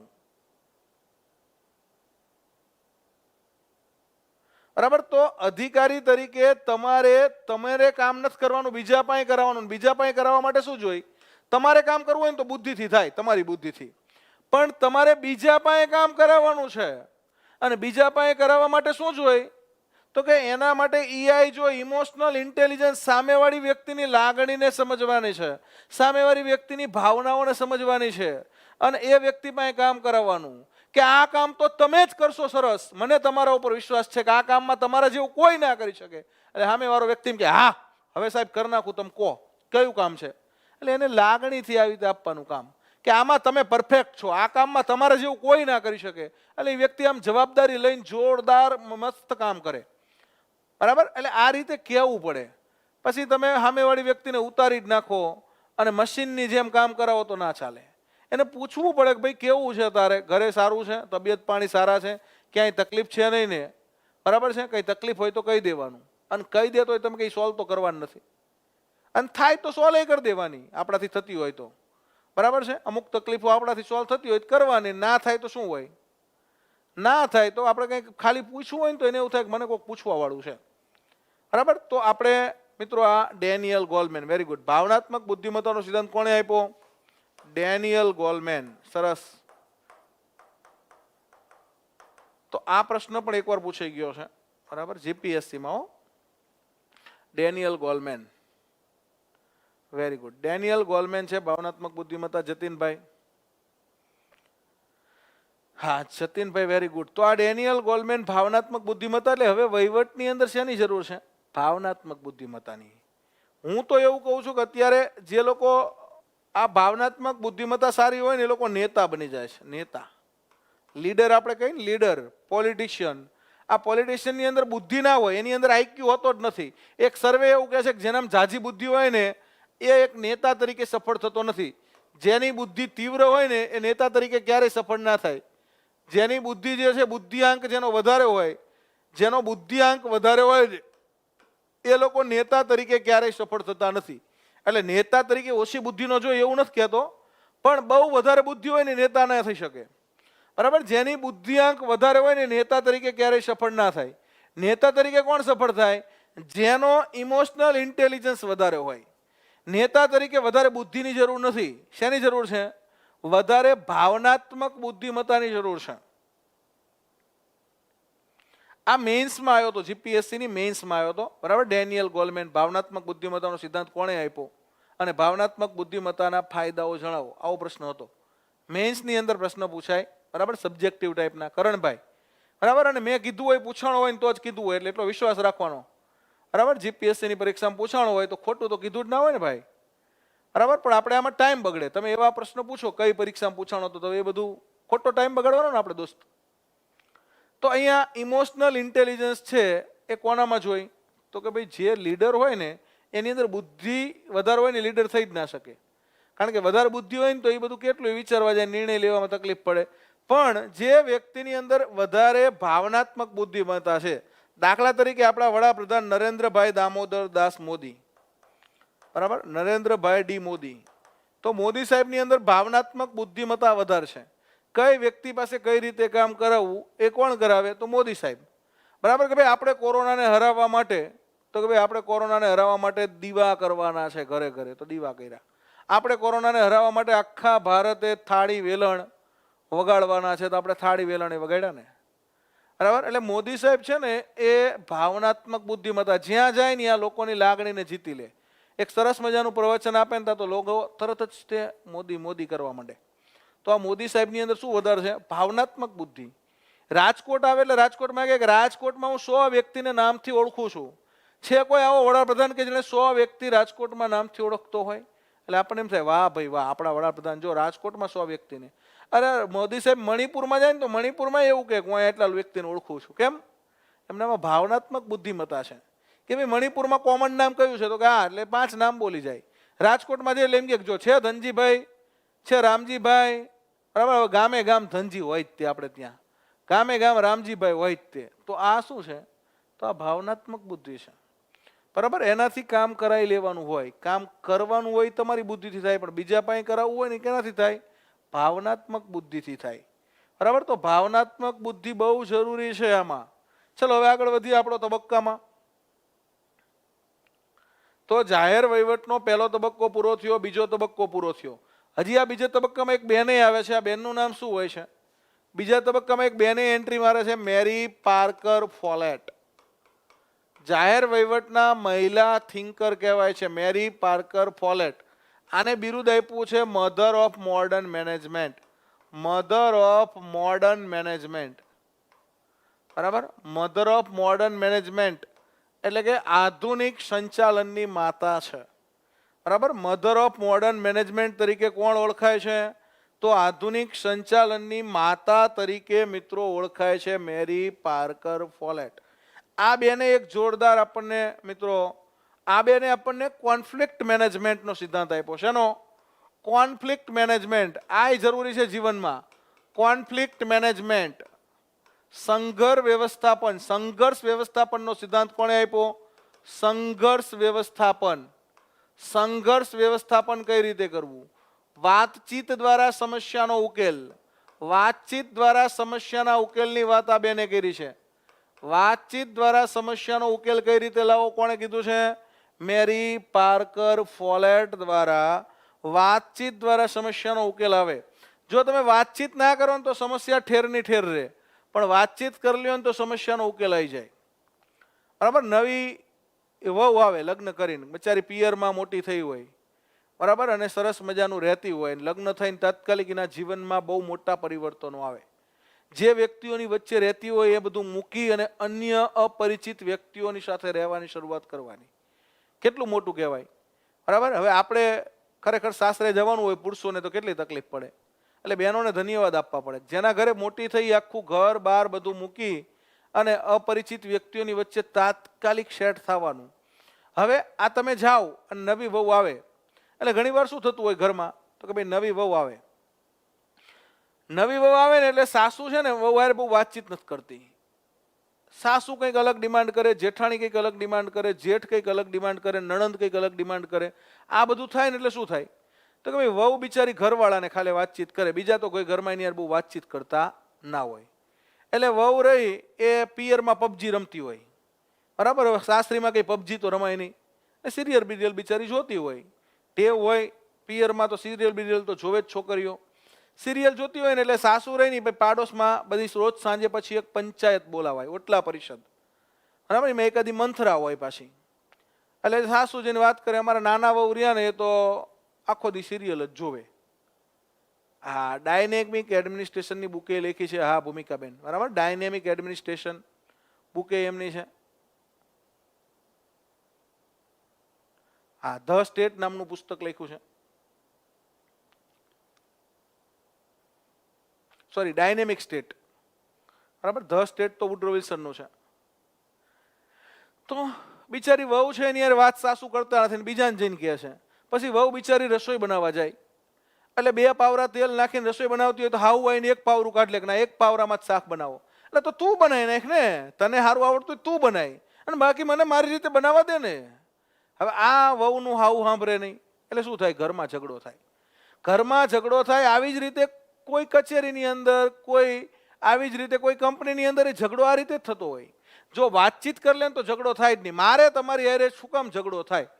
તમારે મને કંઈક પૂછવું છે ને તમે પૂછતા નથી, તમારે કોઈ વિષય ભણવો છે તમે કહેતા નથી, અમે ભણાવતા નથી, શું થાય? તમને એવું થાય કે અમને સાહેબ આ ભણાવતા જ નથી. પણ તમારે કહેવું તો પડે કે નહીં અમને સાહેબ આ બાકી છે ને આ ભણાવો. વાતચીત કરીએ ને તો કોઈ પણ સમસ્યાનું સમાધાન થાય, એવું કોણે કીધું? વાતચીતથી સમાધાન થાય એવું મેરી પાર્કર ફોલેટે કીધું. હવે ઓલી વહુ જે પિયરમાં પબજી રમતી હોય, હારીમ સિરિયલ તો જોવે કે નહીં, તો કહેવાય કે બેટા થોડીક સિરિયલ ઓછી જોવો, રસોઈ બનાવીને પછી જોવો, તો માની જાય દીકરી. ના માને? માની જ જાય. પણ હાવ પાડોશમાં જઈને કે એટલે વહુ ગરમ થાય કે ભાઈ પાડોશમાં કહેવાની ક્યાં જરૂર હતી? એમાં એકાદી મંથરા પાછી બોલાવે, તારી હાવ તો આવું કહેતી હતી, આ તો તું અમારી જાણીતી છે ને એટલે તને કહી દી તારી હાવ તો આવી છે. એટલે હવે ઘરમાં ઝઘડો પ્રવેશી ગયો. એકવાર મનમેળ તૂટી જાય ને એટલે પછી અઘરું થઈ જાય. પછી તરત જ દીકરો એમ કે હવે શું કરવું? હાંજે બિચારો ઘરે આવ્યો હોય થાયકો પાયકો છોકરો, એટલે ઓલી ઘરવાળી જઈને કે તારી મા તો આવી છે ને તારી મમ્મી તો આવી છે ને તારી મમ્મી તો આવું કરે ને તારી મમ્મી બહાર જઈને આવું કરે, બરાબર. હવે પાછો છોકરો ક્યાંક ઘરવાળી બહાર ગઈ હોય એટલે એની માં એવું કે તારી વહુ તો આવીને તારી વહુ તો આવીને તું તો જોરુનો ગુલામ થઈ ગયો, ઓલી કે તું માવડીઓ થઈ ગયો. એટલે ભાઈની હાલત કેવી થાય? ભાઈની હાલત બિચારાની ખરાબ થઈ જાય, હુડી વચ્ચે હોપારી જેવી થઈ જાય. ઓલો આખો દી બિચારો કામ કરીને મજૂરી કરીને થાયકો પાયકો કમાઈને આવતો હોય છે, બરાબર. હવે કેવો હેરાન થઈ જાય. હા, બિનજરૂરી સંઘર્ષ ના કરવો જોઈએ. એટલા માટે આ વાતચીતથી સંઘર્ષનો ઉકેલાઈ જાય. ખોટે ખોટું સંઘર્ષમાં પડવાનું ને.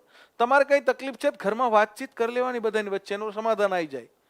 કોન્ફ્લિક્ટ મેનેજમેન્ટ, બિનજરૂરી સંઘર્ષ નહીં કરવાનો. આપણે અમુકને ટેવ હોય બિનજરૂરી કોકની યાર બાખડે, એ હામું શેનો જો, એટલે હામું ભાઈ તારે ક્યાં અહીંયા તને હામું જોવે? તને કઈ એમાં તારે બિલ આવવાનું, તારે હામું જોવાનું, કોઈનું બિલ આવે ભાઈ? હામું શેનો જોવે? નીકળતી નો નહીં હોય અહીંથી, નીકળો તો ટાટિયા ભાંગી જશે.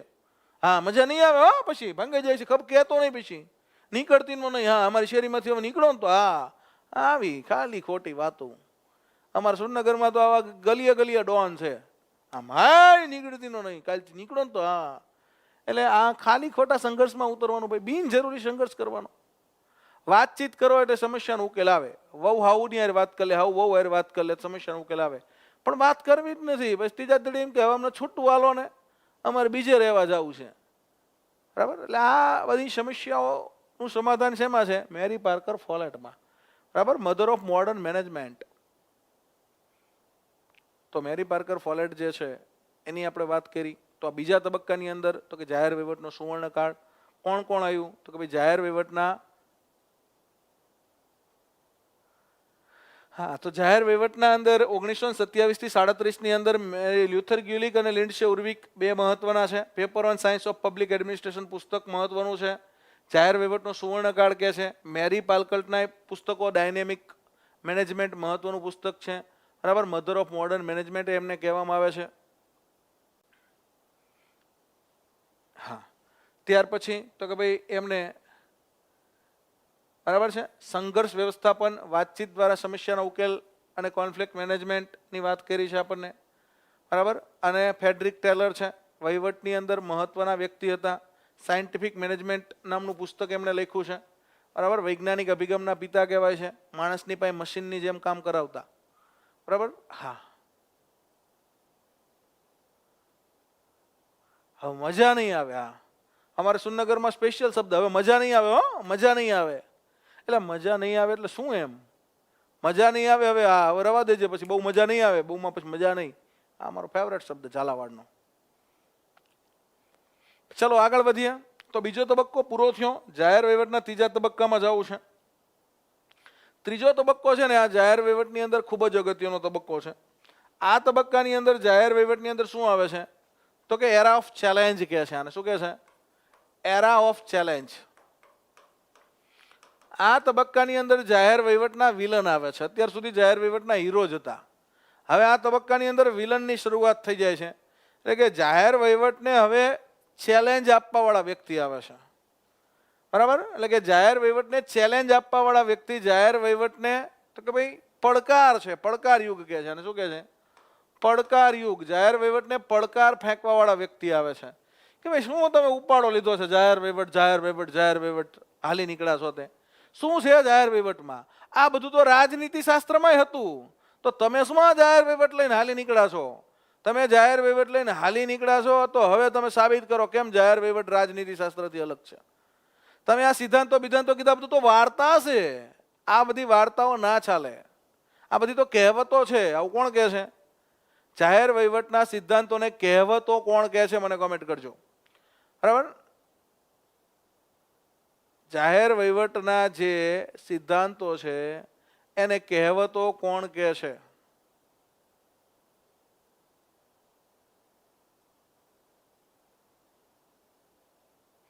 એ તો બરાબર છે, આજે મજા નહીં એવું તો બરાબર છે, બરાબર. પણ આ તો તમને ધમકી આપે, બહુ રવા દેજો પછી મજા નહીં આવે, આ ધમકી છે. તો હવે જાહેર વહીવટની અંદર આ તબક્કામાં 3 વિલન આવે છે.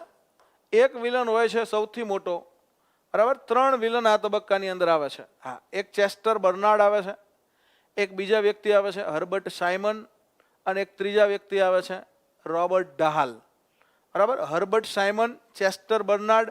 સૌથી મોટો વિલન હર્બર્ટ સાયમન, અમરેશ પુરી. જાહેર વહીવટનો અમરેશ પુરી આ છે, હર્બર્ટ સાયમન.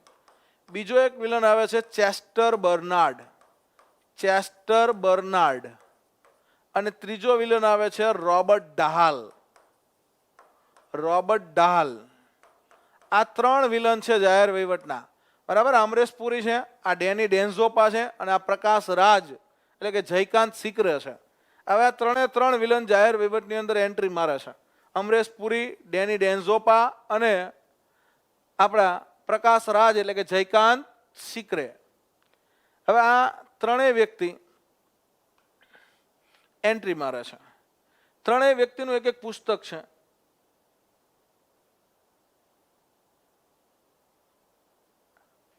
તો આ 3 વ્યક્તિ, હર્બર્ટ સાયમન છે ને, આને વહીવટી કહેવતો કહે છે, વહીવટી કહેવતો. જાહેર વહીવટના સિદ્ધાંતોને વહીવટી કહેવતો કોણ કહે છે? તો એ કહે છે હર્બર્ટ સાયમન. ચેસ્ટર બર્નાર્ડ છે ને, એ શું કહે છે? જાહેર વહીવટ એટલે કારોબારીની કામગીરી, કારોબારીની કામગીરી, એમાં બીજું કંઈ છે નહીં. કારોબારીની કામગીરી, માત્ર કારોબારીની કામગીરી છે એ જ જાહેર વહીવટ છે. એટલે કે જાહેર વહીવટને અલગ કરવાની જરૂર છે નહીં. જાહેર વહીવટને રાજનીતિ શાસ્ત્રની ભેગો રાખો તોય ચાલે, બરાબર છે. હા. અને ત્રીજી વ્યક્તિ છે રોબર્ટ ડહાલ, એક પુસ્તક લખે છે, અને એ પુસ્તકની અંદર વાત કરે છે કે 3 problems in the science of public administration. 3 problems in the science of public administration. એટલે કે આ 3 પ્રશ્નો જે છે આ પુસ્તક 1947 લખે છે, બરાબર. 3 problems in the science of public administration. જાહેર વહીવટના મહત્વના 3 પ્રશ્નો, એટલે કે એના વિજ્ઞાનમાં 3 પ્રશ્નો રહી ગયા છે. તો આ જે જાહેર વહીવટ છે એની અંદર આ 3 વ્યક્તિ છે વહીવટને પડકાર ફેંકે છે કે ભાઈ તમે એવું સાબિત કરી દો કઈ રીતે જાહેર વહીવટ રાજનીતિથી અલગ છે, કઈ રીતે અલગ છે એવું સાબિત કરી દો. આ બધા કઈ રીતે અલગ છે તમે ચોખ્ખું સાબિત કરો. આવી રીતે ગોળ ગોળ સિદ્ધાંતો અમે માનતા નથી. આ તમારા બધા સિદ્ધાંતોને અમે તો કે ચેલેન્જ કરી છે. હા, પુસ્તક લખે છે organization and management, Chester Barnard, બરાબર. O&M પુસ્તક લખે છે, તો એનું પુસ્તક એ આવે છે, બરાબર છે. હા, ત્યાર પછી તો કે ભાઈ હર્બર્ટ સાયમનનું પુસ્તક એ આવે છે, બરાબર. તો આ 3 વ્યક્તિ જે છે એ કારોબારીની કામગીરી, બરાબર. તો આ 3 વ્યક્તિ ભેગા થઈ અને જાહેર વહીવટ છે. આ જેમ્સ સુચેન પાછળથી આવે છે. જેમ્સ સુચેન આમાં આ 3 યાદ રાખવાના છે, બરાબર. કદાચ એ ભૂલથી લખાયું ગયું હોય એ વખતે. ચેસ્ટર બર્નાર્ડ, હર્બર્ટ સાયમન અને રોબર્ટ ડહાલ, આ 3 યાદ રાખવાના છે. ભૂમિકાબેન, બરાબર છે. તો આ 3 વ્યક્તિ છે એ જાહેર વહીવટને ચેલેન્જ કરે છે. શું કહે છે તો ભાઈ જાહેર વહીવટ તમારે જો અલગ વિષય હોય તો તમે સાબિત કરી દો. કારોબારીની કામગીરી સિવાય જાહેર વહીવટમાં કંઈ આવતું નથી. ખાલી કારોબારીની કામગીરી જાહેર વહીવટમાં આવે અને રાજનીતિ શાસ્ત્રમાં આવતી જ હતી. તો જાહેર વહીવટ અલગ વિષય કઈ રીતે છે? તમે એમ કહો છો કે જાહેર વહીવટ વિજ્ઞાન છે. આ લોકો શું કહે છે કે ભાઈ જાહેર વહીવટ એક વિજ્ઞાન છે. જાહેર વહીવટ એક વિજ્ઞાન છે કે નથી? તો કે ભાઈ તમે એમ કહો છો કે જાહેર વહીવટ એક વિજ્ઞાન છે, તો વિજ્ઞાન તો આપણે ત્યાં હતું, પોલિટિકલ સાયન્સમાં વિજ્ઞાન હતું જ ને. એ કે પોલિટિકલ સાયન્સ એક વિજ્ઞાન છે, તો જાહેર વહીવટ એક વિજ્ઞાન છે, પોલિટિકલ સાયન્સ એક વિજ્ઞાન છે, તો જાહેર વહીવટ અલગ કઈ રીતે છે? અમારે અહીંયા વિજ્ઞાનની જરૂર નથી, અમારે ત્યાં એક નવા વિષયની જરૂર છે કે જે જાહેર વહીવટ જે છે એ રાજનીતિ શાસ્ત્રથી કઈ રીતે અલગ પડે છે એવો અમારો વિષય જોઈએ છે. અમારે કોઈ વિજ્ઞાનની જરૂર છે નહીં. તો આ રીતે જાહેર વહીવટને જે તે વખતે ચેલેન્જ આપવામાં આવે છે. હા, જ્ઞાન એકેડમીની એપ્લિકેશન છે મિત્રો, બરાબર. હા, જ્ઞાન લાઈવ એપ્લિકેશન છે જ્ઞાન એકેડમીની, જીતેન્દ્ર કુમાર, બરાબર. જ્ઞાન લાઈવ એપ્લિકેશન, એપ્લિકેશનનું નામ શું છે? જ્ઞાન લાઈવ એપ્લિકેશન. ને આ એપ્લિકેશન ઉપર આપણે તમામ કોર્સ મૂકેલા છે, બરાબર. જ્ઞાન લાઈવ એપ્લિકેશન જે છે એની અંદર આપણે તમામ કોર્સ મૂકેલા છે.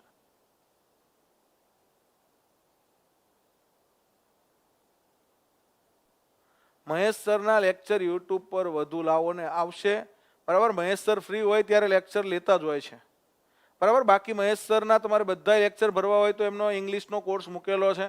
ખાલી ઇંગ્લિશનો મહેશ સરનો કોર્સ મૂકેલો છે, મિશન બિન સચિવાલય, બરાબર. મહેશ સરનો ખાલી ઇંગ્લિશનો આખો કોર્સ મૂકેલો છે.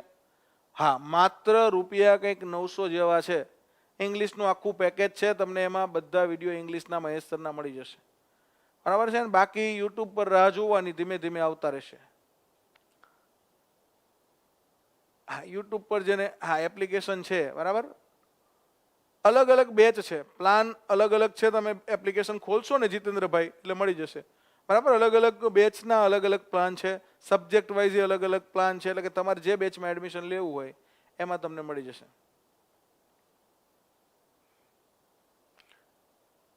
પીએસઆઈની બેચમાં આવતા નથી દોસ્તો, એટલે તમારી પીએસઆઈની બેચમાં જાહેર વહીવટના લેક્ચર આપેલા નથી, કારણ કે પીએસઆઈના સિલેબસમાં નથી, બરાબર. એટલે પીએસઆઈમાં મૂકેલા નથી. જેના સિલેબસમાં હશે એમાં જાહેર વહીવટના લેક્ચર આવી જ જશે, બરાબર. એટલે ચિંતા ના કરશો, જેને લાગુ પડતું હશે એની અંદર આપણે આ જાહેર વહીવટના લેક્ચર લઈ લેશું.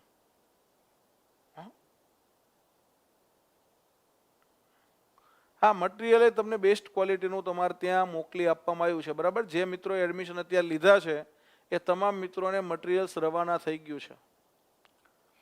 એ તમને અગાઉ જાણ કરી દેવામાં આવશે, બરાબર. જયભાઈ, હવે જાહેર વહીવટનું નેક્સ્ટ લેક્ચર ક્યારે છે એ તમને હા ઇન્ફોર્મ કરી દેવામાં આવશે કે ભાઈ હવે આ તારીખે જાહેર વહીવટનું ચેતન સરનું લેક્ચર છે, બરાબર. તો એ તારીખે પાછું તમારે જાહેર વહીવટના લેક્ચર માટે રેડી રહેવાનું, બરાબર. જ્યારે લેક્ચર હશે ત્યારે તમને અગાઉથી જાહેરાત કરશે, ટાઈમ ટેબલ એ મૂકી દેવામાં આવશે, બરાબર. તમારી એપ્લિકેશનના હોમ પેજ પર ટાઈમ ટેબલ એ મૂકશે કે આ અઠવાડિયામાં આ લેક્ચર છે. જે લેક્ચર હશે એ પ્રમાણે લેક્ચર લેવાશે. કોઈ વાર આકસ્મિક સંજોગોમાં કોઈ નાના મોટા ફેરફાર છે તો એમાં કરી શકીએ છીએ, બરાબર. કોઈ સરની તબિયત સારી નથી, કોઈ ટેકનિકલ એરર છે, બરાબર. બાકી તમને ખાલી મટીરિયલ જોઈએ તો એ અત્યારે નહીં પણ થોડાક ટાઈમ પછી ઓનલાઈન મળશે એપ્લિકેશનમાંથી. ખાલી મટીરિયલ જોઈએ તો પણ મળી જશે, પણ હાલ તો જે પેડ સ્ટુડન્ટ છે એમના માટે જ મટીરિયલ છે, બરાબર. પછી બીજા સ્ટુડન્ટ માટે પણ મૂકશું.